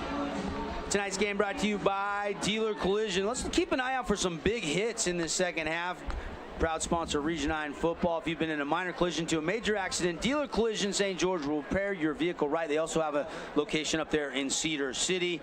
And we appreciate, of course, our friends at Intermountain Sports Performance. There is no off-season. Get sport-specific training at Intermountain Sports Performance, locations from St. George all the way up to Logan.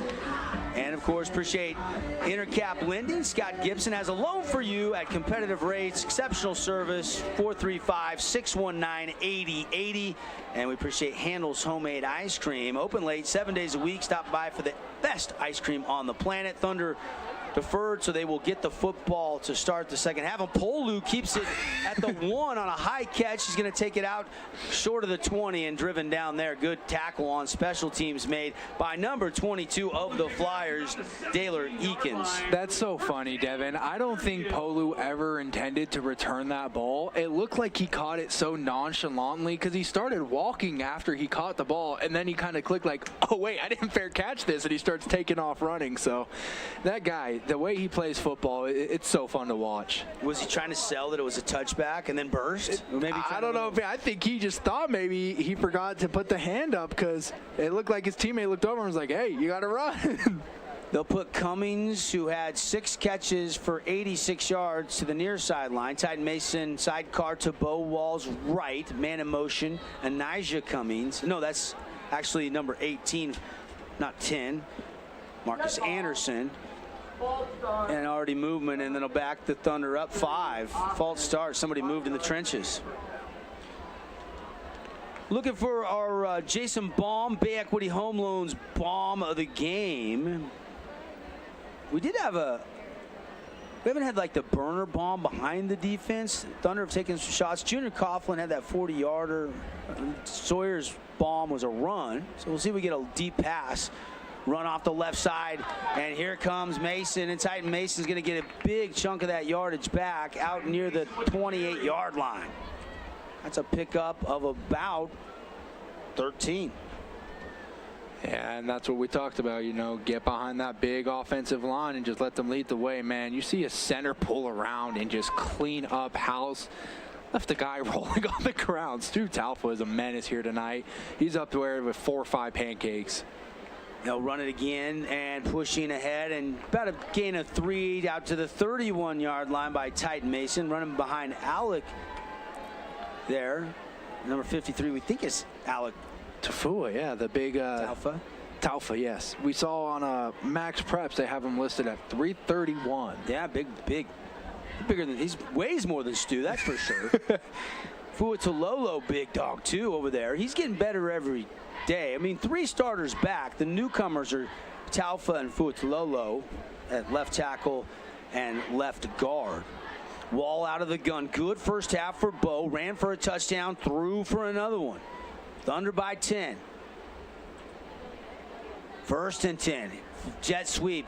Handoff, Cummings, Javian puts his foot in the dirt, has a little room, little wiggle out to the 50, cuts back at the 45, now the 40 of the Dixie Flyers. He's into the open, waiting for a block. Does he get it? He cuts off of it, and he's going to take it down to the 25. Sawyer's trying to strip that ball, but this one coming back on a hold or a block. There's 2 yellow flags down at about the 45-yard line. Yeah, it looked like right as Cummings started to cut it upfield. It looks like in the area of a block in the back. We'll see here. I don't know if right maybe, there, right there. Maybe, yeah. I think Jerem Wilkins maybe got a shove there, but still going to be at midfield, so they're going to still get the first down. Still get the first down, but it's just not going to be the big gain of 30, 40 yards. Yeah, you would have been knocking on the red zone had they not. And I don't know if you needed to do that. I mean, in the open field, but hey, you love guys fighting for blocks downfield. Yeah, they call that block in the back there, and they called it on number 57. I don't think there's a.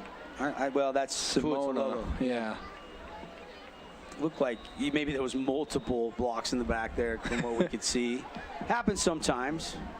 You love that the guys are getting down second level, and you love getting Javian Cummings the ball in the open field off a simple jet sweep. But 1st and 10, they'll mark it at the Thunder's own 45. Working left to right on your radio dial. 24-14, early moments of the second half. Thunder have the lead and the football. They'll go empty. Titan Mason goes to the slot. Wall going to throw. Receiver screen. Outside. Caught. And gets to the sideline. Tippy toes out of bounds. Just shy of a first down. Catch made by number 6, William Pattison, I believe, over there. That's his first catch of the night. Yeah, that was an interesting little shift there. They like you said, they shifted out from an empty backfield, and then they tried to run the wide receiver screen out wide. Maybe if they could hold those blocks a little bit longer, might have had a chance, but still solid gain on it. Second half starting here. Second half is also starting up in Cedar. Cedar leads 14-7 over Pineview. Right before the half, Crimson got a 99-yard kickoff return by Ty West. They lead 28-7 over Stansbury. Run up the middle. Here is Titan Mason dancing to the outside. Gets a block to the 35. Cuts back around the 30. No, he ducks out of bounds. Thought he had one more cut back in him there. I thought he did too. He looked like he was trying to size up that angle on Lucido Bennett, but a good job by Bennett to force him out of bounds there. He's so shifty.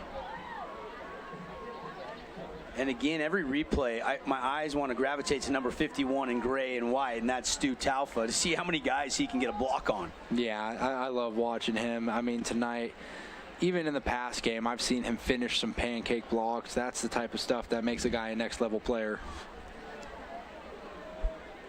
Bo Wall, he's still coming over near the sideline for almost every play. Wear him out. Good thing he's young and in great shape. RPO, give it to Titan Mason. Wall looked like maybe he thought about keeping that one, but they do get a couple yards. Yeah, good decision to give that away. I don't think there was anywhere to go, and I'm just going to go out there and say your running back might be a little bit tougher than the quarterback, so let's let him take the hit. Although, man, Bo Wall could take a hit. That spin move touchdown he had was pretty. That was pretty impressive. Put his guy in a washing machine. But you need Bo Wall healthy. Yeah. You don't want him taking too many hits. We saw what happens when he goes down. Not to say that Garrett Grundle wasn't a serviceable quarterback, but this team definitely functions better with Bo Wall behind the mantle.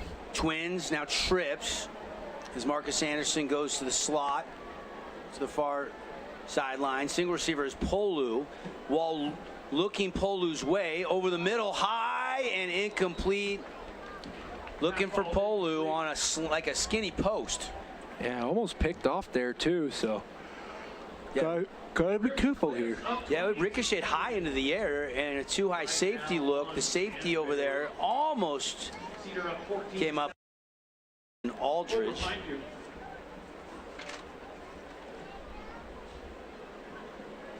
So now 3rd and 9 for the Thunder.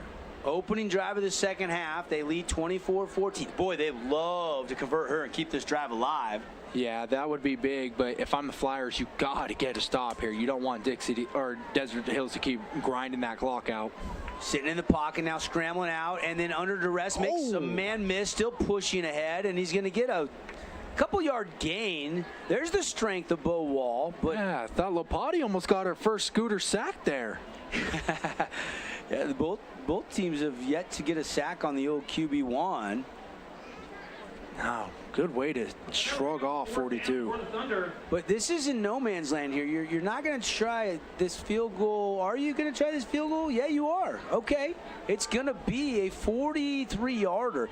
Remember, he was going to try a 43-yarder. He's already made from 34, but then they got a penalty on a false start, and they thought, 47, maybe too far. So Tristan John here from 43. Snap is good. Hold is down. Kick is away. And it is no good. Pulled it a little bit to the left. And so Dixie's defense keeps Desert Hills from adding to the lead. And score remains on the Wilkinson's House of Lighting scoreboard, 24-14. Maybe you feel like if you would have been 4th and 2 or 3, maybe they left the offense on there, but they decided the long out there, just pulled it a little bit. Yeah, you have the 10-point lead, so you don't have to play necessarily too aggressive here. So I think that was a good choice by Coach Taps to try to get the 3 points. Just unfortunate there he wasn't able to get it. First play, run up the middle, Silas Russell, and he's going to pick his way to the 25-yard line. It's going to be a pickup of almost 5. Very important drive here for the Flyers. Defense bends but doesn't break, and now you need to try to get this back to a one-possession game. 7:40 left here in the third quarter. Wyatt Truman puts Rand Sawyer in motion. Gonna fake it to Sawyer, looking downfield. Now he's gonna tuck and run, and he's gonna get a yard, and that is it. Maybe he only got back to the line of scrimmage. Good containment by that front of the Thunder. Yeah, it looked like he tried maybe to pass that out there, and he just never quite saw the coverage. Sawyer on that swing route late, he was covered, so you didn't want to try to force it. Where you've already thrown 3 interceptions, Truman's got to be thinking about not making any mistakes in the second half and living to fight another down. Now he goes over the middle, and there's a lot of contact both ways, and there's no flag. Clark and Sawyer were all bottled up. It looked initially like Clark might have got called for PI, and then Sawyer kind of just almost tackles him at the end, and so I think the officials say there's contact both ways and no flags. Yeah, I think that was a good no call there. Let those guys play there as Rand Sawyer kind of ran into that one. So punt unit on, and Desert Hills forces a quick 3 and out. And now it'll be up to Jonathan Bibiano Vargas to try to flip the field. Thunder should get pretty good field position here. Polo standing back to return this punt at his own 35-yard line. And the snap, grab, the kick away. And this one is returnable by Polu, and he's hit and dropped immediately. But secures it, and the Thunder will start right at the 35, 1st and 10. Yeah, I'd like to see Polu call a fair catch on that one. I think he kind of thought maybe there was a little more room than he had. San Diego State, Boise State, one of about, 4 or 5 college football games tonight. Huge college football Saturday tomorrow, and of course a look ahead, Utah Tech. It'll be 12 noon pregame, 1 p.m. kickoff. Springfield, Missouri taking on the Bears of Missouri State, a Missouri Valley Conference team. It's their home opener. They're 0-2. Chance for Coach Peterson to go streaking a little bit. Yeah, the Blazers coming off their first win of the season against Northern Arizona last weekend, 50-36, a shootout win. One that shouldn't have been that close because they were up 37-7 at halftime, but they got a little sloppy, and NAU got some garbage touchdowns late. Run it up the right side, and it's going to be about a 5-yard gain, almost to the 40. Picks up about 4 on now they just moved us. One official, they had a yard difference on the spot from the far official to the near official, and they went with the near official, so a 4-yard gain. Yeah. A couple times now we've seen the referees a little difference of opinions and have to meet in the middle. Wall ready to go. Out of the shotgun. Titan Mason had 57 yards in the first half on just 7 carries. They're going to throw. Wall looking, and it is in and out of the hands of the receiver. Tight coverage there, but Marcus Anderson had it right on the hands and couldn't bring it to the body. That was not a bad ball. Now, only would have gained 3 or 4 yards, but it still would have made it third and a little bit more manageable instead of now third and a long 6. Yeah, I think the issue there with that one is that Bo Wall was watching that guy all the way in, and I think he wanted to go to that route no matter what. Sometimes you have to see, they might take away your first initial read. You got to be able to look to read 2, read 3, and that might get you a few extra yards down the field. See if they go to number 7. Javian Cummings here. Wall drops back, has time, sets up a screen to Titan Mason, and Dombrowski buries him. Mason with the reception. Right there after the catch. He did get a yard or 2, and that was it, and that'll bring up 4th down. Yeah, well, I like to call this guy the heat-seeking missile right here, number 1, Dombrowski. Fights through 2 guys. Beautiful play there by the linebacker. Yeah, Taufa was trying to get past that to the second level and missed Dombrowski. I love when a linebacker is able to split a double team like that.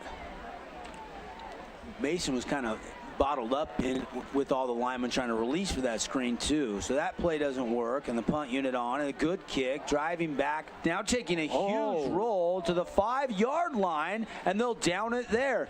Cyrus Polu with a 50-yard net kick. Great punt by Cyrus, but Rand Sawyer, please get the heck out of there. If you're not going to grab the ball, get out of there, because that thing can bounce any which way, and it looked like it almost had a chance at bouncing off the ankle of Rand. So the Flyers down by 10, 24-14, 5:13 to go here in quarter number 3. Just a reminder, we'll be handing out a bunch of awards. Our Appliance Wholesalers Plus Playmaker Play of the Game. Well, they got a personal foul on the Thunder, so that's going to get them out of the shadow of their own goal line. See the local boys, the playmakers in the appliance industry at AWP.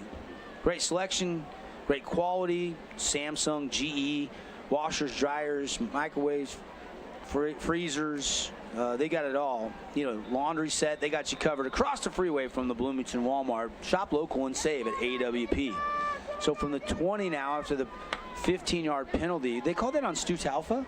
Yeah, they did. Number 51 was the number they gave that. Quick pass out of the hand of Truman, looking for Coughlin, and flags fly, and Clark can't believe it.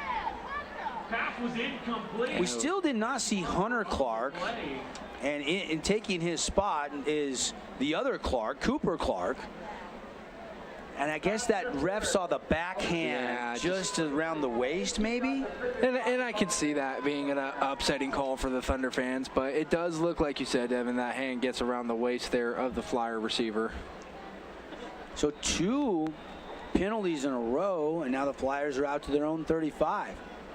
Quick snap, run it to Russell, and there has been not much in the run game outside of that 72-yarder and that 40-yarder. Those 2 big plays the Flyers had that scored touchdowns. The rest of this game, this Desert Hills front is much better than we saw 2 weeks ago, where they got pretty much beat up and Crimson controlled the line of scrimmage all night long.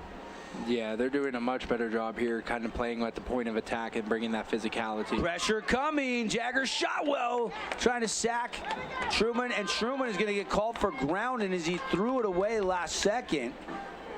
And I don't think there was a Flyer over there. Well, he thinks he's out of the pocket. No, yeah, he should be out of the tackle box, and guess just not a. But you have to get it back to the line of scrimmage. scrimmage. I got to get it to the line of scrimmage and just not far enough. You know, now the Flyers are going to go backwards here. And all of a sudden, we're seeing a lot of flags. Oh, Coach is ripping the official right now on the sideline for Desert Hills. Number 4 in the offense. 5 yards from the spot of foul. Also lost the down, 3rd down. So they'll lose the down, 3rd down, and now long. They got to get out to the 45 for a 1st down. Barbin switching sides. Twins set. Silas Russell to the right of Truman. Truman looking to throw, has some time, taking a shot over the middle, and it's caught. Guess who? High point, Jackson Barbin right at the sticks. And that's exactly what they needed for a Red Rock Real Estate first down. And watch the replay here as Truman with a lot of poise in the pocket. He knows he's going to take a hit for motion Talfa from behind, and he still delivers a strike down the field to Jackson Barbin. Can't teach that high point, right? Sometimes you got to turn and go want it, and Barbin has done that a number of times tonight. Dead ball. And now we got a false start on the Flyers. We're doing a little two-step, forward, back here between these two teams. Yeah, they're lucky we don't have the yardage per penalty here because these two teams going back and forth right now with the dirty laundry, and we know that Coach Munkers and Coach Taps doesn't like that. Coach Munkers, if you can see for our television audience, he's got his hands on his knees at about the 33, and he is intense right now, trying to find a way to get points on the board and make this a one-possession game. Flyers with the ball down by 10. Oh, a little pitch, and it was almost picked off. Are you kidding me? Bo Meredith almost caught that. What play was that? It was just Truman in trouble. Tried to flip it over to Junior Coughlin. Truman in trouble. The Truman in trouble play. That's what that was. Dangerous pass by Wyatt Truman. They're putting pressure on the Flyer quarterback. Yeah, and that's what those first few interceptions that we've already seen in Cyrus Polu, that's where they're coming from, is when you get a little pressure on Truman and force him to make a bad decision. Now throwing, out route, caught, turns, runs. Going to get out near midfield and then driven down. And a positive play there. A nice way to fight and get to around the 50-yard line or so. Coughlin with the reception. Junior Coughlin made that play for the Flyers. He's going to float out to the sideline and then make a man miss. That was Bo Meredith, who almost had the pick. They couldn't wrap him up. Now third and manageable, third and a long 5. Uh-oh, handoff, he fell down. Looked like he tripped or tried to change direction, and Junior Coughlin goes down. And that one's got to be a big momentum killer there for the Flyers. Is, like you said, they got to a chance to be in a nice third and short, but now it's going to set up a 4th and long and bring out the punt unit. I'm not sure what happened there. Cannon, do we have that? It looked like he tried to run the jet sweep and then change his direction. Oh, he lost the ball. He had to dive back on the ball. That's why I thought maybe he tried to change direction. That exchange was not there. Great shot from our Fan Sports Network crew tonight. Vargas thought about running a couple steps, and then he rugbies it a little bit. Polu's going to try to catch it out of bounds. And it's going to go off his hands, out of bounds at about the 10-yard line. So out of bounds. They do flip the field, if nothing else, and the Flyers defense back up. Nobody has scored in the second half. Yeah, so far these two defenses going back and forth, and like you said, Coach Munkers had his hands on his knees over there. He was locked in, and now it's back to the drawing board. You got to come up with something because time is starting to slowly but surely tick away here in this game. 2:37 left in the third, 24-14. Thunder with the ball and the 10-point advantage on the Wilkinson scoreboard. They'll run it behind Talfa. He gets a block. Oh. And there is Titan Mason taking it out across the 20, and a flag flies in late from the referee. They might be calling that one on Talfa there. I think we're finishing that last block. Did he get him in the back? There's a Holbrook asphalt replay. Oh, he just went low on him. That's not a foul on Talfa. No, not on Talfa, no. I was watching Stu, so I don't know if it was somewhere else. Here's our call. Illegal block below the waist. Number 12 of the defense. Okay, so it was Lucino Bennett chopping Talfa. Yeah, which I'm not sure if we are not Lieutenant. That was Carter Jernigan who was chopping Talfa there, but we saw a little bit earlier he got taken for quite a ride by number 51. So I wonder if there was a little bit of not letting you do that to me again there on that play. That's a great call by the official. Yeah, because I was like, wait a minute, Stu didn't do anything. I saw it in the area of his pool, and that's why I thought maybe it was a hold, but good call by the official, like you said. Hand off to Riker Mayo, bounce outside. Rand Sawyer will make the tackle with help from Colo Lynn. Over on the left side, picks up about 3 on the play for the Thunder. Great block by Hudson Bundy there on the left side, sealing off the edge. I think he got himself a little bit of a pancake at the end of that one, too. Reds have extended their lead up in Cedar City to 21-7 over the Panthers. Another Nets on Fire Region 9 update. Again, we're looking for our defensive play of the game. I think we've got some great nominees already. Yeah. Defensive play of the game brought to you by Mountain Land Supply. Ooh, a little exchange issue there. Looked like Wall maybe wanted to pull it out, and Mason kept it, and it was on his hip for a second. Yeah, and that's the scariest thing when you're a quarterback and running back duo is when you get to that handoff. And like you said, Devin, the quarterback for a half second, you have to be clear on that decision, because if you hesitate and you try to take that ball and the running back lets go, that's where the dropped fumbles come. Appreciate Hearst Ace Hardware. They'll bring you our player of the game. We'll name one for each team in our Johnson Pediatric Dentistry post-game show. Still a long way from that. We still have the whole fourth quarter coming up and 50 seconds left here in the third. 3rd down and 6. Thunder at their own 35. Wall looking to throw. Bo has some time. Now he's dropping back, buying more time, completes it, and he's going to get the first down. Nice job just finding Riker May, who caught it 2 yards shy of the line to gain and then ran out of bounds a yard past the sticks. Yeah, I think they were trying to set up a little tight end screen there to Riker May, and just enough there, like you said, Devin, to get the first down. Alex Alpha's got to be careful not to get a legal man downfield on that play, because he was floating down there about where Riker caught that. Yeah, like I said, I think they were trying to set up that screen.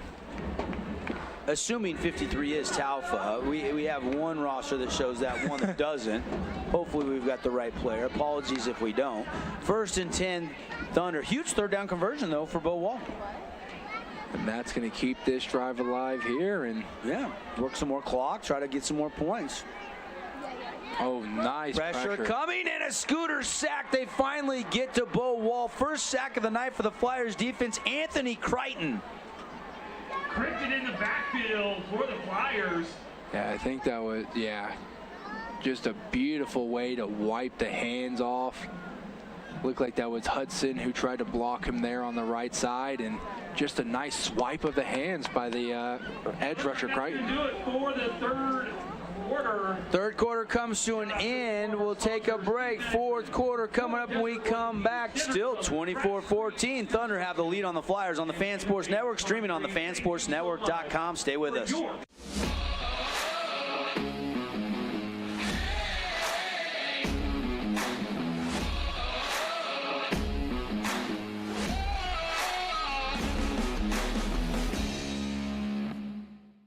Check out this week's edition of TGIF on stgeorgenews.com. TGIF is your weekend adventure guide to all the fun and exciting things going on in Southern Utah this weekend. Find this week's edition at stgeorgenews.com and click the shows on the menu tab. Have a blast this weekend.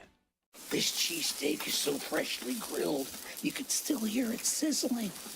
I can hear it. It's a Jersey Mike's thing. Hearst Ace Hardware is conveniently located in St. George on the corner of Bluff Street and St. George Boulevard with 30,000 square feet of lawn and garden, paint, tools, fabrics, sporting goods, and the most complete nut and bolt section in town. Hearst General Store, the Big Ace store on Bluff and on Main in Cedar City.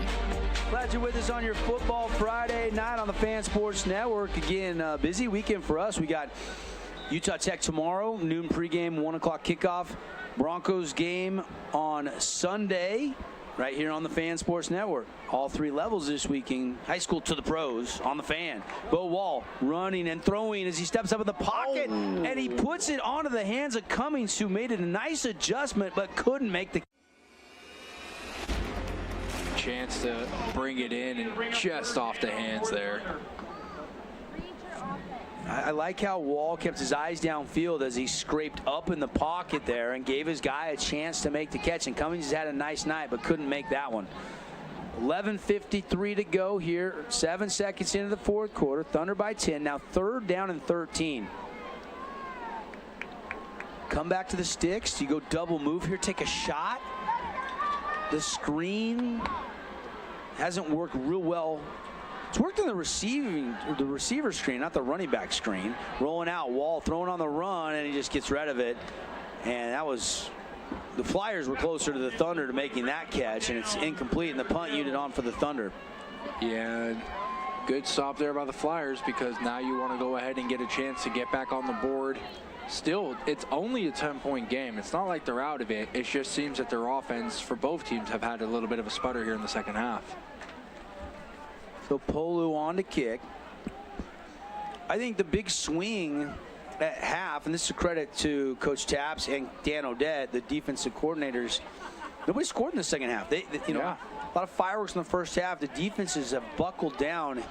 Not a deep kick here. It takes a pretty good Thunder roll, and it's returned by Sawyer. And Sawyer shot out of a canyon to the 50, to the 40. He cuts back and ran Sawyer to the 20. Polu to beat, and he beat him. Touchdown, ran Sawyer.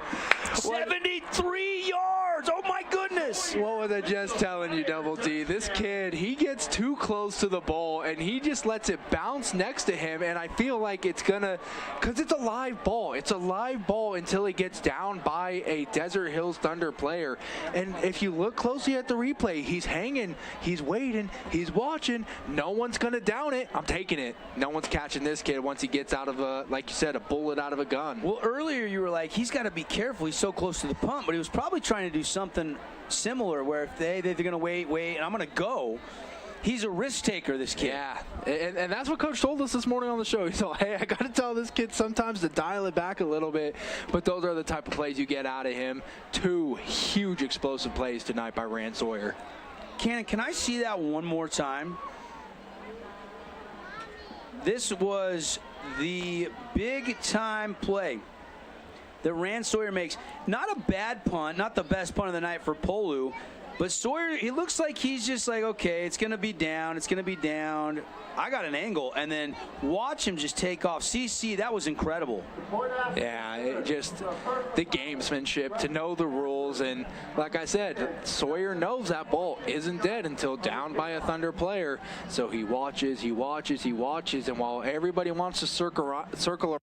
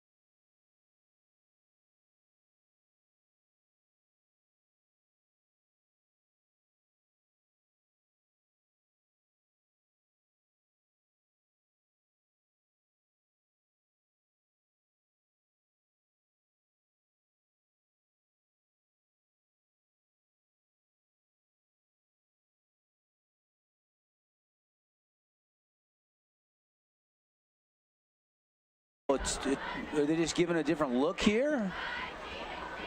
Yeah, it looks like Bo is right here, yeah. Yeah. Right behind Coach.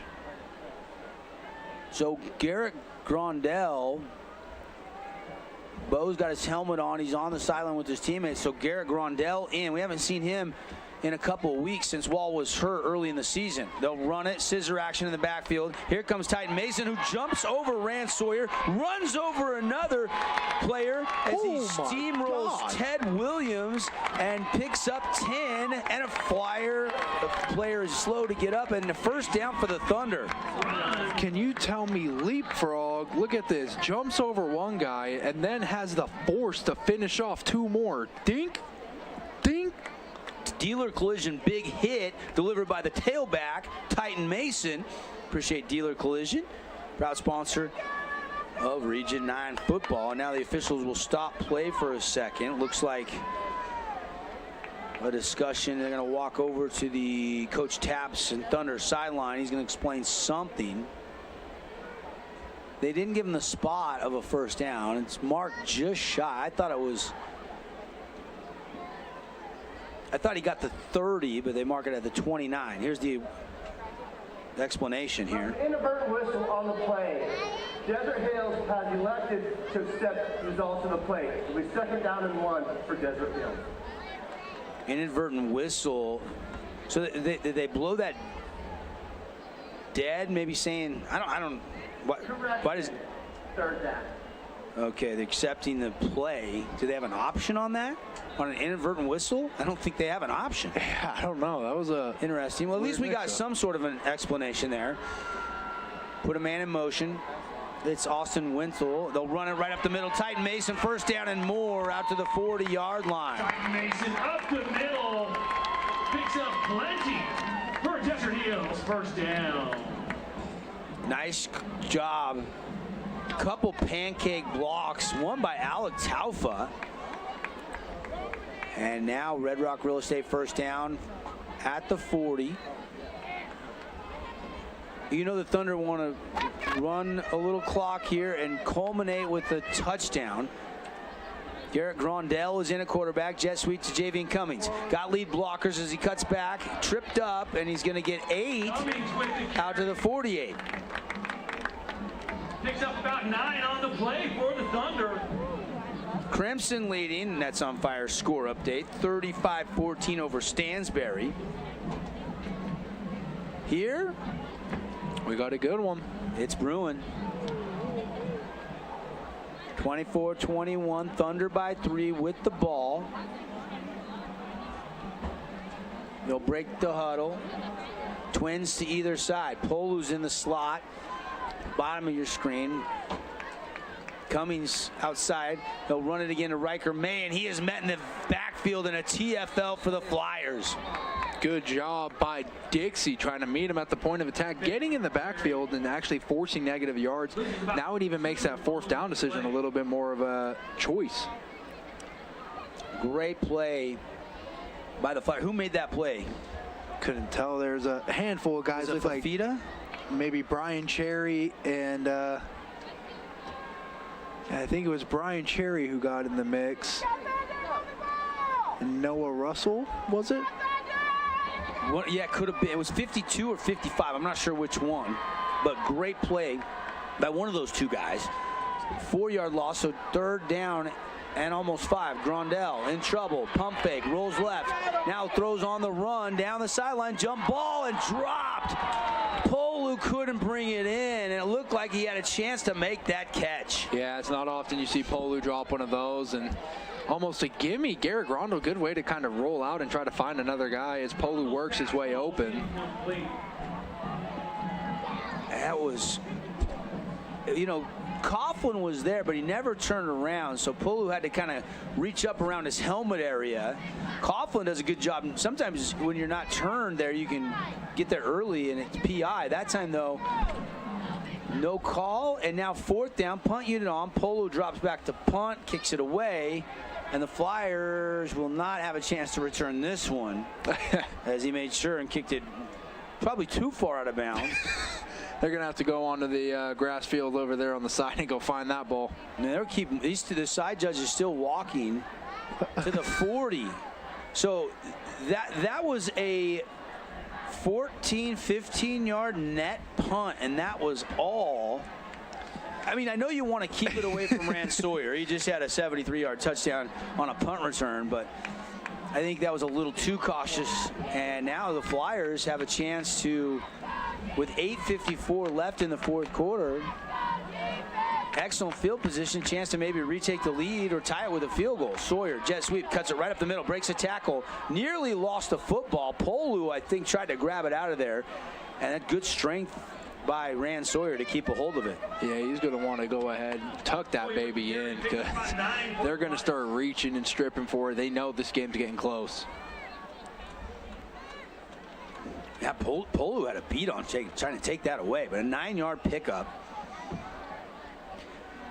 Again, we're hoping for over 25 points, so everybody can get the Holbrook Asphalt big score dessert. There's a Scooters Coffee sack coming in. Big red 75, Bridger Fleming. Wow, what a job. I mean, just right up the middle there, Devin, causing pressure from the nose tackle position. Impressive.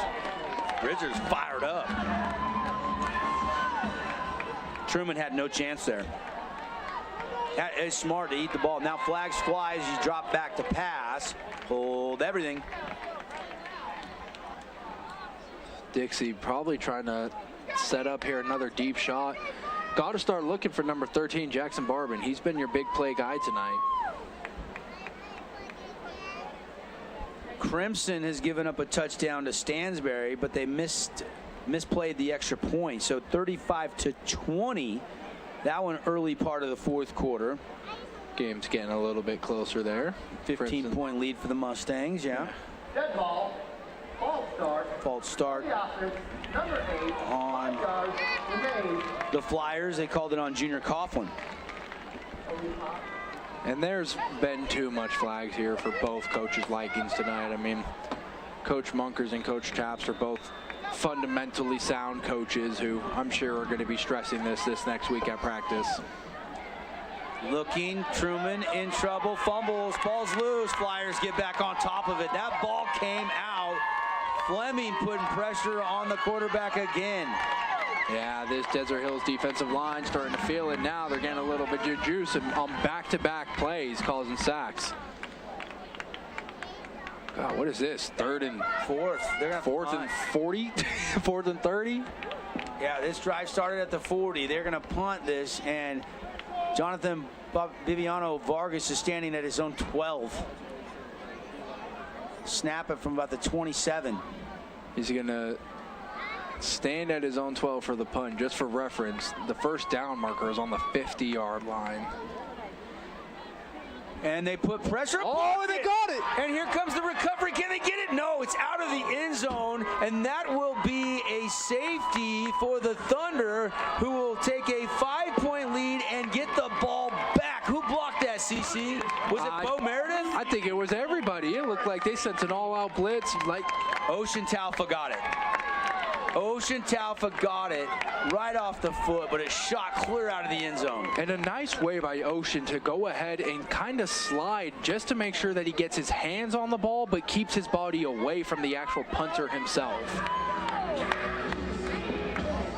Wow, safety on the ball. We've seen everything now tonight.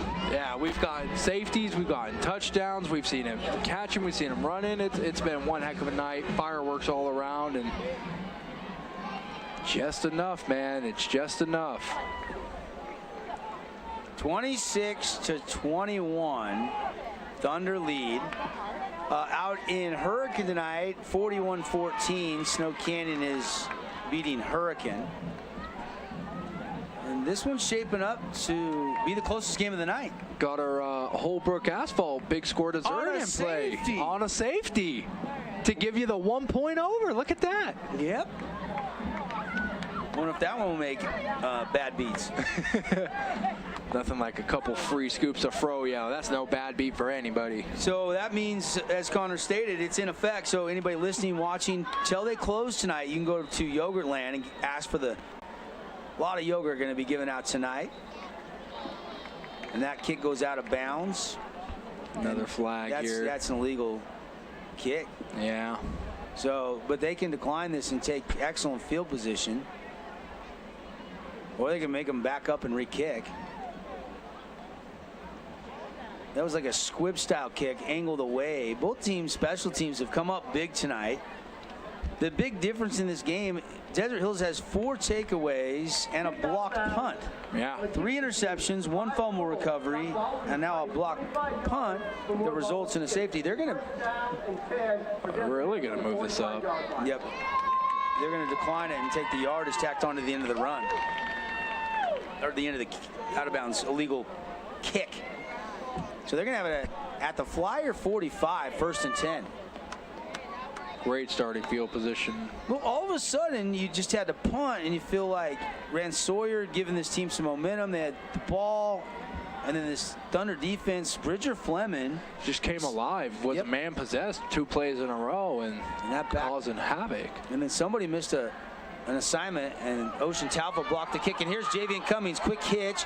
He'll get some yak yards out to the 34 of Dixie. Well, depending on the spot, maybe the 35. Still, it's a Red Rock Real Estate first down. Yeah, just trying to go ahead and get those quick passes to your guys, keep the ball moving, keep the first downs rolling. This is a good position for Coach Taps and the Thunder now. Again, we'll be naming our Jersey Mike's sub of the game, a sub above the rest. Jersey Mike's, stop by a Utah location. Get it Mike's way. Man in motion. And handoff. Titan Mason keeps the feet pumping for a second and then bottled up. Nice tackle in the trenches there. Big number 70, Andrew Warden, helping out to make that stop. 2nd down and 7. Give him, no, 2nd down and 8. Give him 2. 6:35. There's still time for the Flyers, but they've got to get a quick, probably turnover on downs here, because I feel like you're already at the 33. Yeah, or a takeaway. That works too. Absolutely. Down 5. It's still a 1-possession game. Garrett Grondell is the quarterback, looking to throw, gets it out quick, caught, Wenzel, upfield, and he's going to fight, and the ball came out, and it is recovered by who? Desert Hills? Yeah, looks like it. That ball popped out, and he got back on it. Or did it not come out? I thought it came out. It's on the far side of the field from the broadcast booth tonight. Nice little cutback. And then does the ball come out? Yeah, that ball comes out, but Wenzel gets back on it. Yeah, he does. And that would have been that big takeaway, that big break that we were talking about Dixie needed. Yeah, they're trying to strip the football, but there's a flag down on the play. And this one's going to back up the Thunder, so. The leader block in the back on the offense, 10 yards from the previous spot, remains 2nd down. You know, you'd be first game of the season, you'd expect this many penalties, but middle of the region slate of games, you do not like this many penalties if you're either coach tonight. Yeah, again, and this is one that back when I was playing Double D, coaches were making us line up on the sideline and run gases for every penalty, and this is one of those where you're not looking forward to practice on Monday. Grondell sprint out to the left. It throws on the run, and it's intercepted. Intercepted by Junior Coughlin, and Coughlin returns it out to the 49-yard line. When the Flyers needed a takeaway, they get it. Yeah, bad decision there by Garrett Grondell. I'm not sure what he was thinking trying to force that. You saw him roll out to the left and try to evade a little bit of pressure, and sometimes when you get a little pressure on you, you just make a bad decision, and that's exactly what this was, but a huge, huge turnover on, or takeaway for the Flyers. Yeah, that had no chance to get through 2 Flyers, well short of the intended receiver. It's tough to throw across your body. He should have ran that out of bounds or just thrown it in the dirt. And now the Flyers have new life. Fly sweep. Coughlin hit and drop. Huge TFL there by Kolu Afalo. What a play. He gets in the background, and not only does he get into the backfield, Devin, he sizes him up and brings him down with a little bit of authority. That's how you stop the Jets south before he can even get to the edge. Yeah, you want to make sure that you keep that pressure on the edges and contain it. Cyrus Russell right up the middle, back into Thunder territory, down to the 48 of Desert Hills. It'll be 3rd and 7. Flyers got to go quick, under 5 to play. They trail by 5, 26-21. Desert Hills leads on the Wilkinson scoreboard. Truman throwing quickly, one-on-one. Rand Sawyer caught it. Clark drops him, but they're into the Cache Valley Bank red zone. Here come the Flyboys. That was a beautiful ball by Truman. He put just enough air under that. And what a way by Rand Sawyer to turn back and see that one and bring it in. Really good catch and a good throw. Clark's in good coverage, but he didn't ever turn and saw the ball. He never turned that head back like you said. I don't think he ever saw it coming. Now the Flyers Cache Valley Bank red zone, 1st and 10. Truman quickly, fade route, back shoulder, up high, and it is almost caught one-handed by Barban, but it's incomplete. And I like that, though. That's a good decision because you know you got a big athletic wide receiver out there. Go ahead, put it up, and give them a chance, especially if they're throwing a blitz at you. Riker toughness in his hip pocket there, incomplete, 2nd down and 10. Now, Barban almost brought that in. A little OBJ action on the attempt. You got to love that. Clock stopped here so they can take a little time, kind of draw up the play they want. Sawyer in motion. They'll run it, a flip to now Sawyer, and he's got a little room. Gets outside to the 10, cuts back at the 8 and slips. Tackle made by Cummings. Elijah Cummings with the stop. But it is now 1st and goal. 1st and goal. He got 11, I believe. And the clock will tick.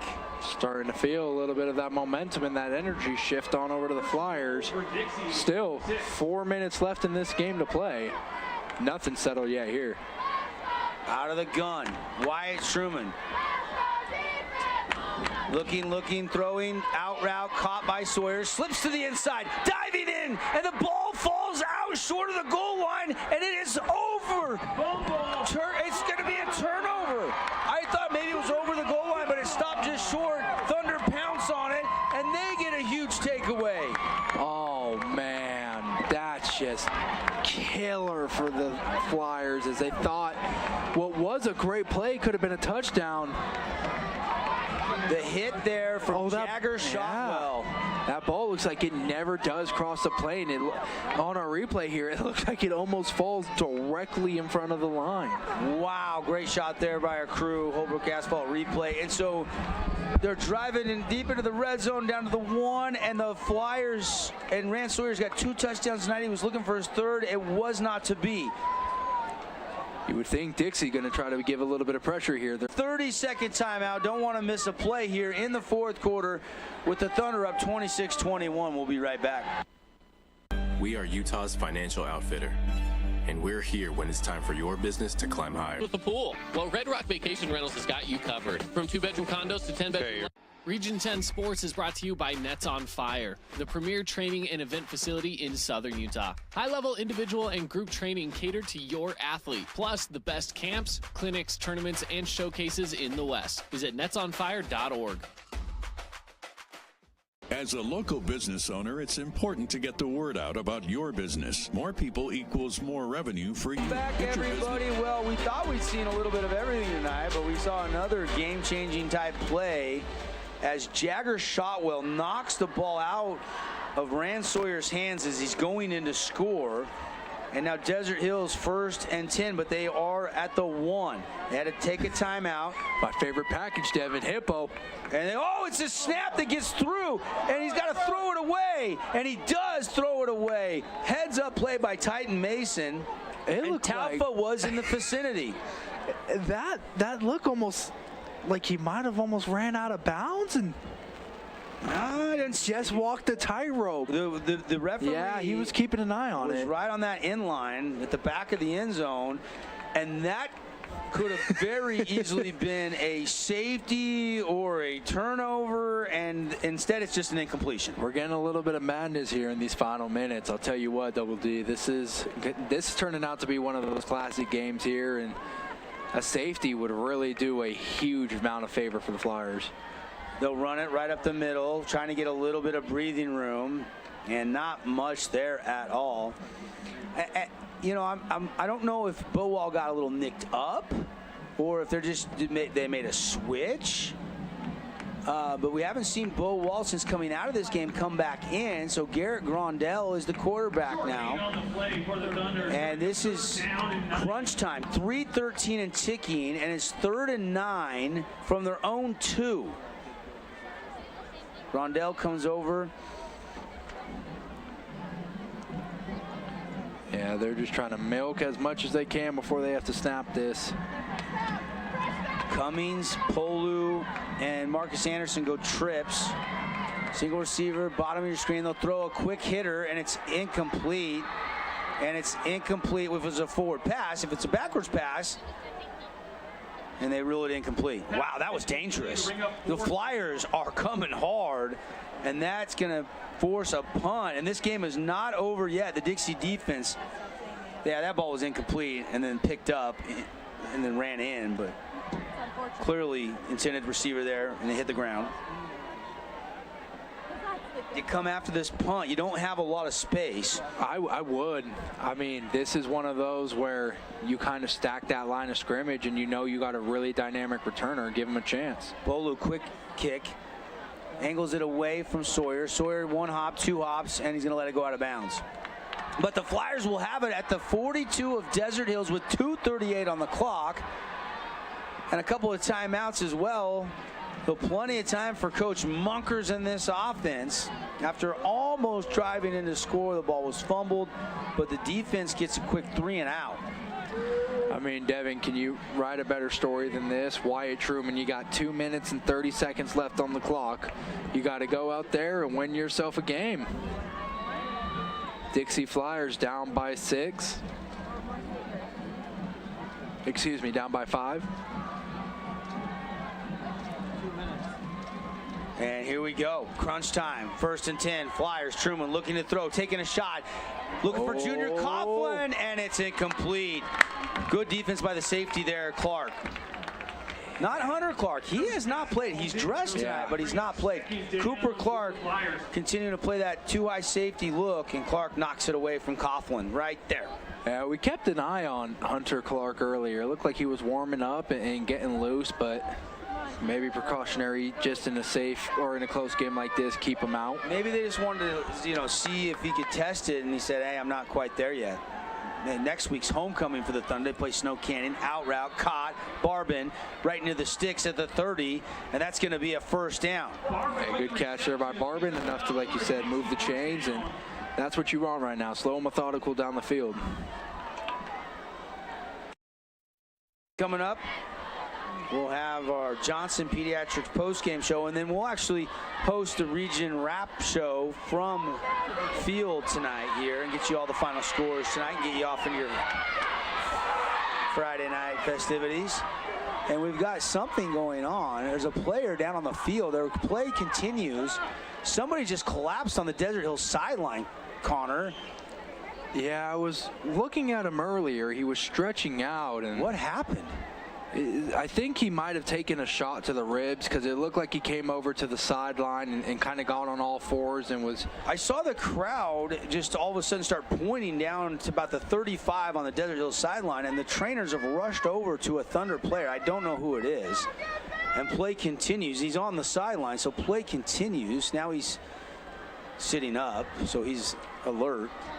2nd down. Flyers trying to come back and win for the 2nd week in a row, and it's just off the fingertips of number 11, David Barchi. That's a tough one, because Wyatt Truman had to hang in the pocket and take a big hit to deliver that ball.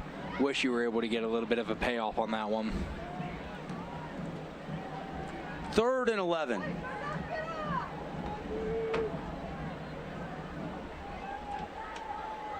What do the Flyers do here? That play was there. Barchi just couldn't bring it in. Chance starting of defense by the Thunder crowd here. 26-21, Thunder lead by 5. 1:45 to go. Truman, out route, caught. Who else? Jackson Barbin. Telling you, they got to find 13 and keep going to him. With the reception. That'll move the chains. Red Rock Real Estate 1st down.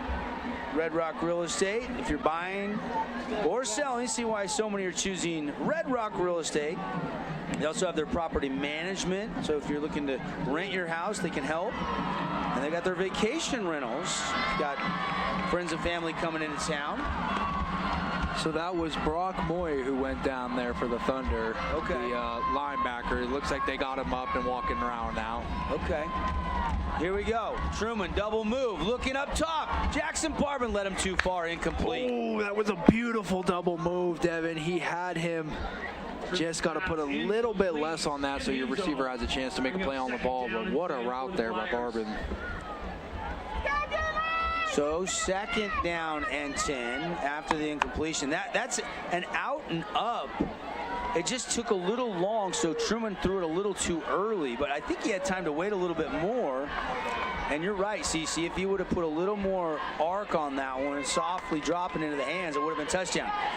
Pressure comes. He gets rid of it. Caught by Coughlin. Coughlin to the 10, stretching down to the 6-yard line. Oh, man, and I'm telling you, it feels like they're getting a little bit of momentum here. This clock is going to keep on ticking here. What a play by Coughlin to just stretch out and get every bit of extra yard he can. 1:21 to go, and I'm sure Coach Munkers wants to score, but I'm sure Coach Munkers wants to score in about a minute. In a timely fashion, seconds. yeah. 26-21, Flyers trailing, but in the Cache Valley Bank red zone. Keeper by Truman up the middle, diving towards the goal line. Did he get in? Touchdown, Flyers! And just like that, Devin, we got ourselves a nail biter with 1 minute left on the clock. It's going to be Desert Hills coming down with it. And Coach Munker's saying, stay on the field, stay on the field. They got to go for 2 here and try to make it a 7-point lead. Truman up the middle, the quarterback draw. Here comes the 2-point try. Truman from 7 yards out, the touchdown run for Dixie. They have retaken the lead by a point. But if they can make the 2-point try, they can lead by a field goal. Yeah. Which is kind of nice to have in case Desert Hills does get some plays and has to attempt a game-tying field goal. You want to play for overtime here. This is essentially what he's saying. If Desert Hills is going to go down there, like you said, make some big plays, you got to force them to do a field goal. Truman, pass, deflected, incomplete. Somebody batted it down in the trenches, so it'll stay a 1-point lead. Dixie leads 27-26 on the Wilkinson scoreboard after Wyatt Truman ran it in. 2-point try, no good. 30-second timeout. We'll be right back. We love giving back to our Relatives coming to community. visit, And not over the enough years, room, or we maybe have you're provided looking to host a vehicles for family families reunion in and need, need a house with a supported pool. local Well, Red Rock charities, Vacation and Rentals helped has got you train covered. our first From 2-bedroom responders. condos to 10-bedroom Dealer luxury Collision, homes, they truly your have place something for everyone. Plan your perfect getaway or staycation. Visit St. George, Utah, vacationrentals.com. Everyone loves local sports and, of course, loves ice cream. And the best ice cream on the planet is Handel's Homemade Ice Cream. Open late every day of the week with dozens of delicious flavors. So after your favorite team wins, head over to Handel's to celebrate with locations in St. George, Layton, and Woods Cross. Hey, welcome back, everybody. Devin Dixon, Connor Collins. On a Friday night, no place we'd rather be than a nail-biter here between two crosstown rivals. Flyers 2-0, trying to get to 3-0, and they've got a 1-point lead. Thunder trying to get to 2-1 in region play. Kickoff low, lands at the 15, hopping around, grabbed by Polo at the 4. Here comes Cyrus. Cyrus down the sideline, knocked out of bounds around the 20. All right, now you got to put your defense out on the field, and they played a relatively good game, especially this second half. I'd say that the Flyers have really picked up that intensity on the defensive side of the ball. So First down, this is what you want if you're Coach Munkers. You got to give your defense a chance to go out there and win the game for you. Not done yet. In Cedar City, Adam Moore just threw a touchdown pass, and they got a 2-point conversion, so that game is tightening up. 28-15 right now, the lead for Cedar over Pineview.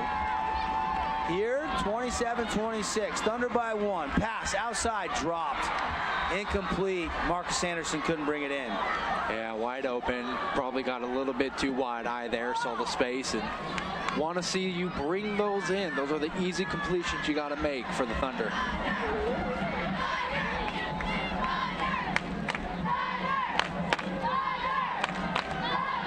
Chance. 52 seconds, second down and 10. Garrett Grondell in, throws it outside, caught, out of bounds quickly. Catch made by Pattison, the junior wide receiver, his second catch of the night. It's coming up 3rd down and 1 for the. Going to be a lot to talk about in the post-game show. Oh man, it's going to be hard for us to going out and picking who's going to get which award. Oh my gosh, that's going to be very difficult.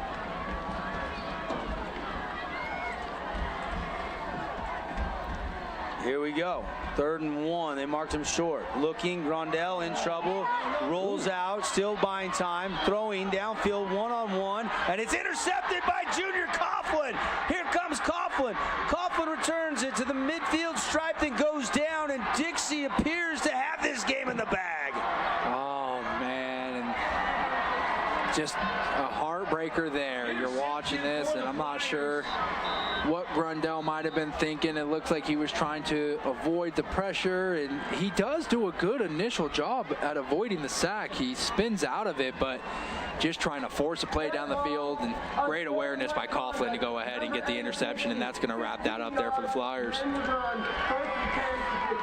Flyers are going to do it. Well, how about 2 weeks in a row? The comeback kids, they look like they were in big trouble last week. They come back in the final moments to stun Pineview, and now they've done it again. There's a penalty that'll back the Flyers up, but they can go victory formation. Man, and that was just like Coach Bunker said on the show.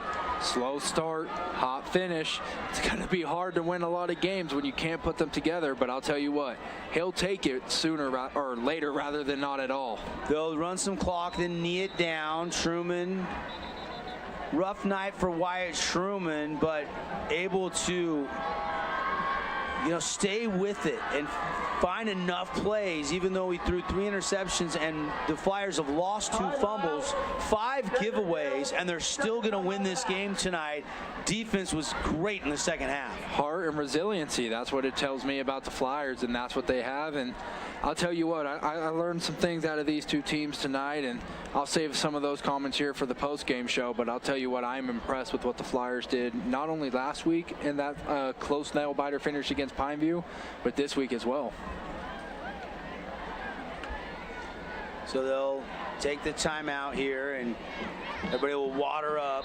28.6 on the clock. Desert Hills can't stop it enough.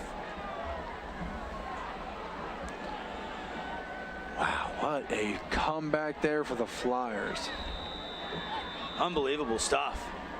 Flyers, gonna be a good weekend. They'll drop back, knee it again, losing some yardage, who cares? And final timeout is burnt. And we got no word from Desert Hills on what the quarterback situation was, but they did go to Grondell, and Grondell comes in with the last couple quarters there and tried to do a little bit, I would say too much there, and evade the sack, and unfortunately just a costly turnover. Is in effect. After the game. Yeah, I don't know if Bo got nicked up. I mean, he's got his helmet on. He's kind of hanging out just on the sideline. Will be paid for. And, not sure why they went to Grondell. He comes in and does what he can, but he made that one costly mistake. I'll tell you, though, the game-changing play was that Rand Sawyer punt return. Yeah. I mean, 100%. That kind of gave the Flyers a boost in the second half after they didn't really have much going. Sneaks up on it, grabs it late. And on 3rd down, they'll knee it again, and that they can't stop the clock again, and Flyers are going to win this game. Clock will tick off, and I guess Desert Hills taking timeouts, making sure the center quarterback exchange was there, making sure the Flyers didn't fumble it, trying to maybe get lucky there, and this one's going to sting for D. Hills. Thunder Stadium. Be courteous. Flyers improved to 3-0 in region play with a remarkable 27-26 comeback win. They won 29-28 last week. They win 27-26 this week. How about the Flyers in the second half, finding some magic yet again? Yeah, these guys, they sure do like to make you bite your nails, and pay attention. I'll tell you what, they love a close game. And if you can finish, I'll give it to you. Any way you can, you got to come out with a win, and that's what the Flyers are doing. And sure Coach Munkers will probably have some words and wanting to see them start off a little quicker, but hey, got to give them credit, stuck in there. All right, we're going to take a 2-minute timeout. We'll come up, we'll clean it all up for you. It'll be the Johnson Pediatric Dentistry post-game show. Bunch of awards. Try to get some interviews on the field as well when we come back, and then stick around. We've got plenty of the wrap-up show with scores from around the entire region. A good one goes to the Flyers. Again, 27-26, the final on the Wilkinson scoreboard. Red Rock Real Estate has over 200 professional realtors in the St. George area that specialize in the local market. Whether you're buying your dream home, looking for an investment property, or want to sell your home for the highest amount, the Red Rock Real Estate team is here to assist you. Get started now by visiting redrockrealestate.com. Did you know that St. George News has a new app? Download the St. George News app today and stay up to date on everything happening in Southern Utah. Get instant notifications on news, weather, sports, and more. Download the app today and get your local news now. Scooter's Coffee and Hurricane is the best way to start your day or get you through your day. From breakfast sandwiches to cinnamon rolls to amazing smoothies and, of course, coffee. Anytime is a good time to sip and smile. Scooter's Coffee, open 7 days a week. Nets on Fire is the premier indoor basketball training facility in Southern Utah with 4 full-size gyms and group and individual training packages available for every age and skill level. Nets on Fire can elevate your game. Hoop it, Nets. Own property and want to rent it? Then you need the right team with 11 years of local experience, a staff of over 25 employees, and a 4.9 Google rating. Aim to maximize your rental income and find quality tenants while keeping turnover low to increase your revenue and truly maintain your property. Learn more at redrockpropertymanagement.com.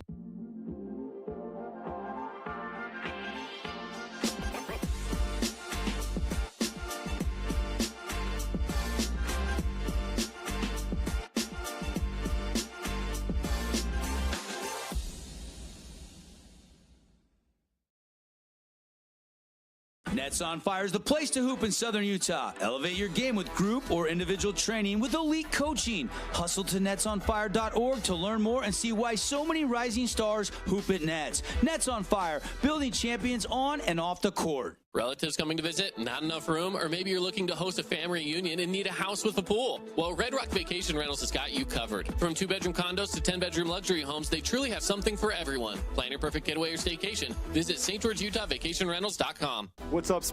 Hey, it's Sheldon Demke. Check out the latest episode of What's on the Menu, a behind-the-scenes tour of local restaurants. We'll see some of their favorite dishes and get an inside look on how these dishes are prepared. Check out this week's episode at stgeorgenews.com and click the shows on the menu tab. Adams Wealth Advisory is a financial planning firm that is combined with an investment firm to provide the best possible outcomes for our clients. I always believe if you're intentional with your financial plan, things are going to work out really well for you.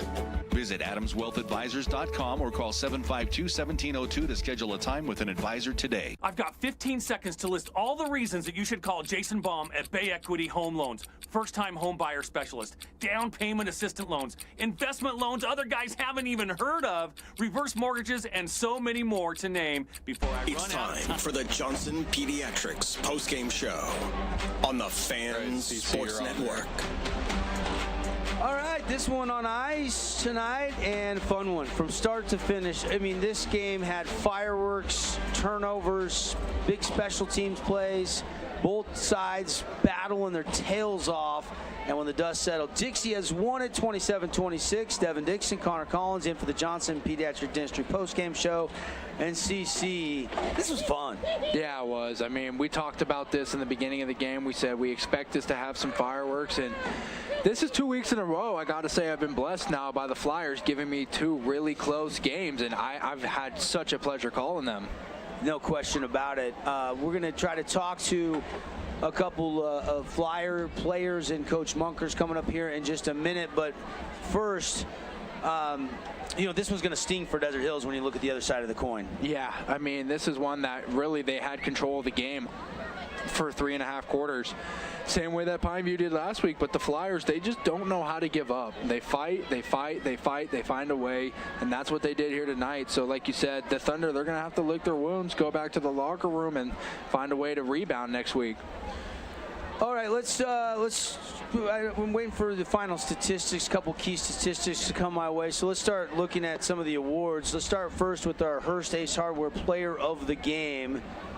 And for the Dixie Flyers, to me, it comes down to two guys, Rand Sawyer, Junior Coughlin. Yeah, and to me, I think it's Rand Sawyer. We saw Junior Coughlin last week kind of have the big return, or the big fumble recovery and the big reception for the touchdowns, and that helped them. But this game, without a doubt, Rand Sawyer, if he never got that touchdown on the punt return, there was no chance that they would have gone there. Yeah, no question. You can see some highlights on the live stream while we hand out some awards. Rand Sawyer, your Appliance Wholesalers Plus Playmaker Play of the Game award winner too, because of the 73-yard touchdown on the punt return?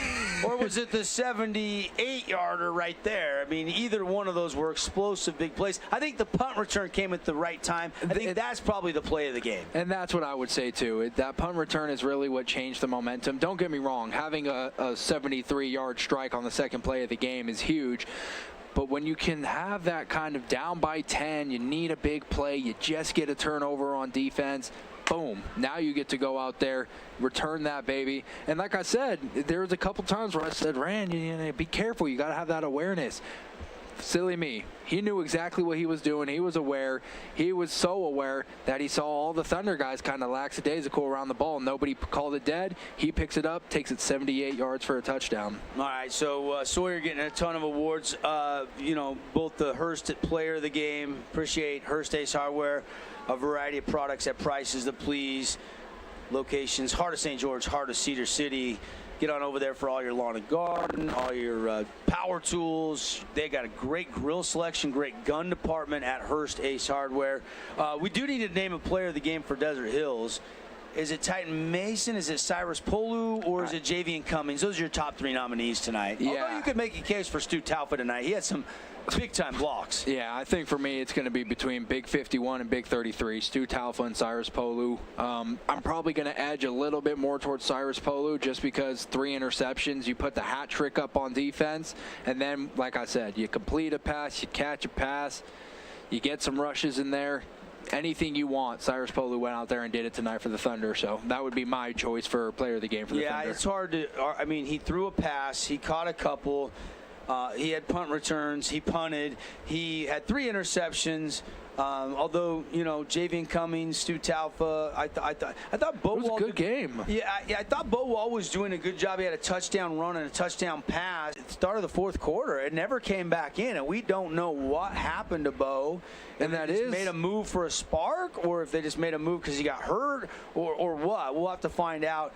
Maybe a little later on in our wrap-up show. It was not exactly sure, but it didn't work out for the Thunder tonight. So there's some awards there. We got our Jimmy John Super Sub of the game. I would say Hunter Clark trying to go tonight couldn't go, or didn't go. If he did, it was a play or two, and that was it. I thought his backup had done a really good job. I thought Clark, the other Clark, did a nice job tonight. I would nominate him, Cooper Clark, the safety, the junior, as your Jimmy John sub of the game, filling in for Hunter Clark, who's still nicked up, obviously. Yeah, and, I thought that we might get a chance to see him out there and go out, but not healthy enough. This was a close game, and maybe Coach Taps just decided, hey, we're going to go ahead and wait till either A, we give him a little bit more reps on the field, or B, we just feel a little bit more comfortable with how he's playing. Yeah, I'm not sure. What are the Mountain Land Supply defensive play of the game?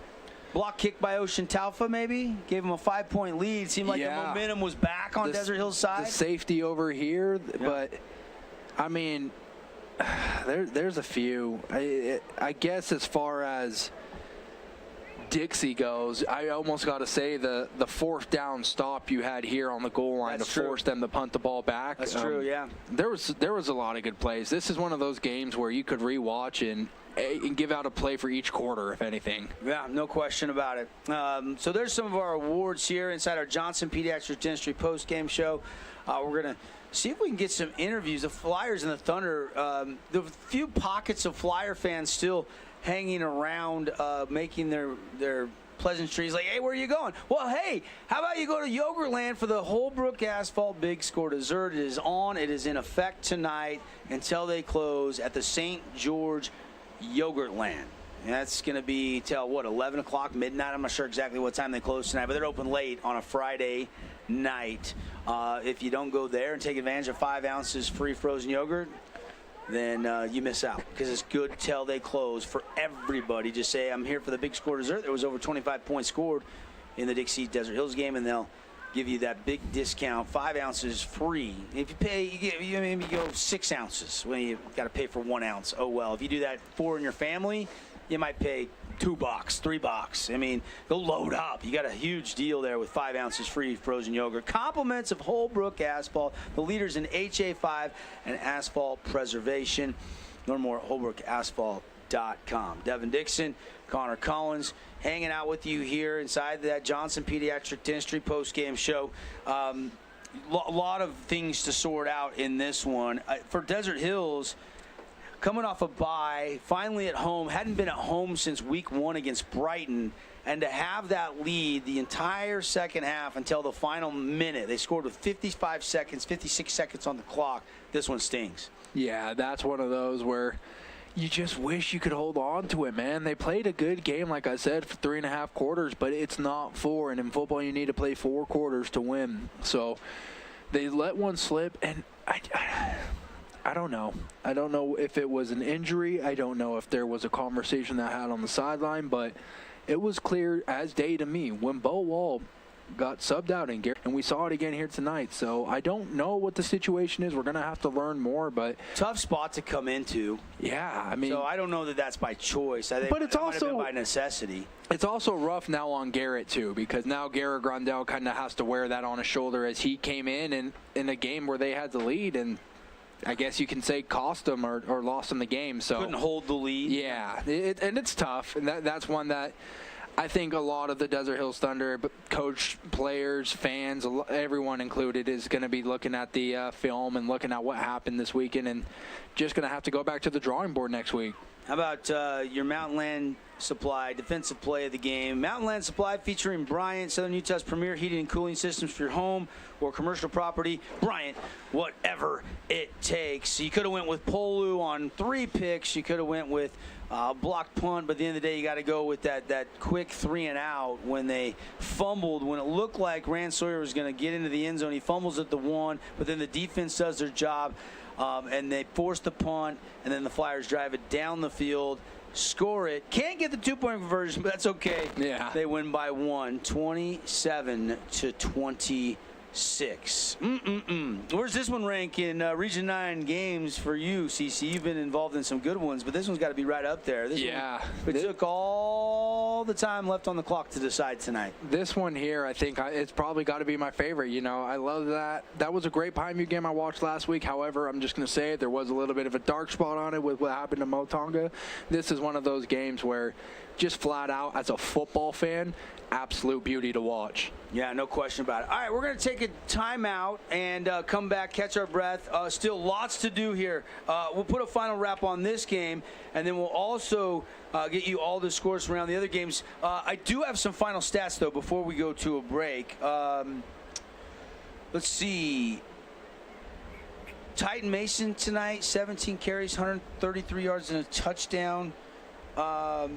I wish I had all-purpose yards for Rand Sawyer tonight, but I don't have that. That would be an interesting statistic, wouldn't it? I'm sure it's a 200-pluser between the return yards and all the catches and jet sweeps. Yeah, we'll sort through the stats when we come back. 2-minute timeout, more of the Johnson Pediatric Dentistry post-game show right after this on the Fan Sports Network.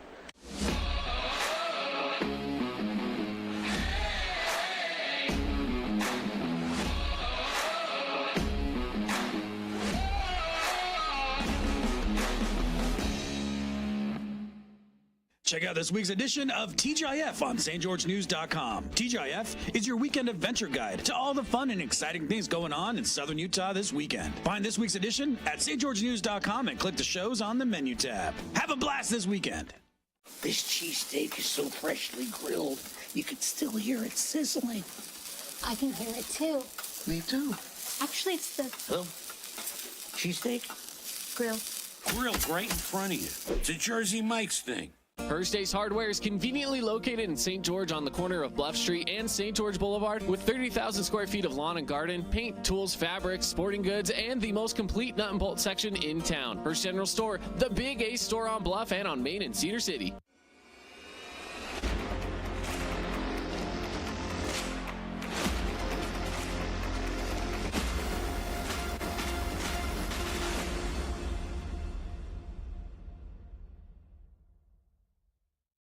We are Utah's financial outfitter, and we're here when it's time for your business to climb higher. Cache Valley Bank, mountains await. Member FDIC, equal housing lender. Region 10 Sports is brought to you by Nets on Fire, the premier training and event facility in Southern Utah. High-level individual and group training catered to your athlete, plus the best camps, clinics, tournaments, and showcases in the West. Visit netsonfire.org. As a local business owner, it's important to get the word out about your business. More people equals more revenue for you. Get your business in front of over 160,000 people in Southern Utah each week with St. George News. Contact St. George News today. So hurry on over to our house, the House of Joe.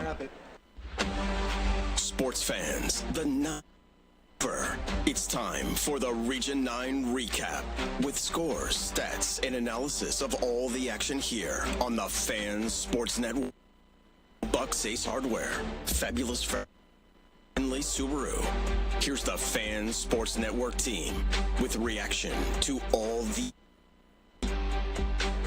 Yeah, appreciate everybody bringing you the wrap-up show tonight. Built by Bucks Ace Hardware. Just heard our sponsor. We love our sponsors. I got through all of our awards. Want to give a shout-out to a couple other sponsors tonight. Dealer Collision, House of Jump, as well as Intermountain Sports Performance, Handles Homemade Ice Cream. If you're heading up Bluff Street, go get you some Handles on a Friday night. Devin Dixon, Connor Collins here. For our streaming audience, we'll get you just a few more highlights here as we continue to get this one all put a bow on it. Final thoughts on this game. We're going to try to get you all the final scores before we leave the airwaves tonight, and we've got lots to get to, lots to discuss. As okay, I got the wrong. Okay, yeah, that we makes had sense. a little switcheroo. I was like, why is my headset sound quieter? I was moving mine, and I'm all, I don't hear any difference, and you're looking at me all funny. So that's all it is. We grabbed the wrong headset. That makes sense.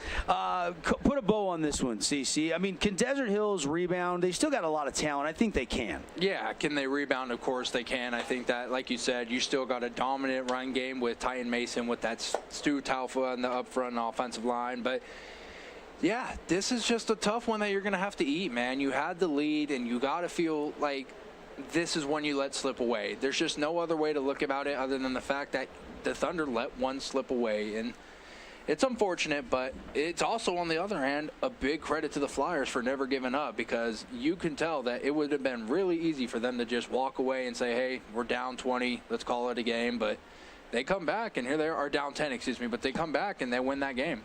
Yeah, no question. For Dixie, how much momentum do they take out of this win? That's 2 weeks in a row they've won by 1 point. 3-0 in region. Yeah. They're 3-0 in region. I think that says enough. It's quiet. Yeah, no question. And really, Crimson winning tonight, it's not. I don't think it's quite final yet, but they're going to beat Stansbury based on some of the scores I've been seeing, and they're going to stay undefeated in region play. But Dixie's also undefeated, and that game looming large in a couple weeks. Yeah, so I think Dixie, like I said, they go 3-0 in region. That game coming up against Crimson, we'll say it again, I'm sure, when that game comes up. Is this going to be Crimson's biggest test yet, now that they have a 3-0 team? I don't know. I think Crimson's got a good chance at going undefeated all the way through. However, this is a big-time moment for the Flyers to say, hey, we're here, we've arrived, we're putting it together, and this young buck, Wyatt Truman, the junior, is starting to get things figured out.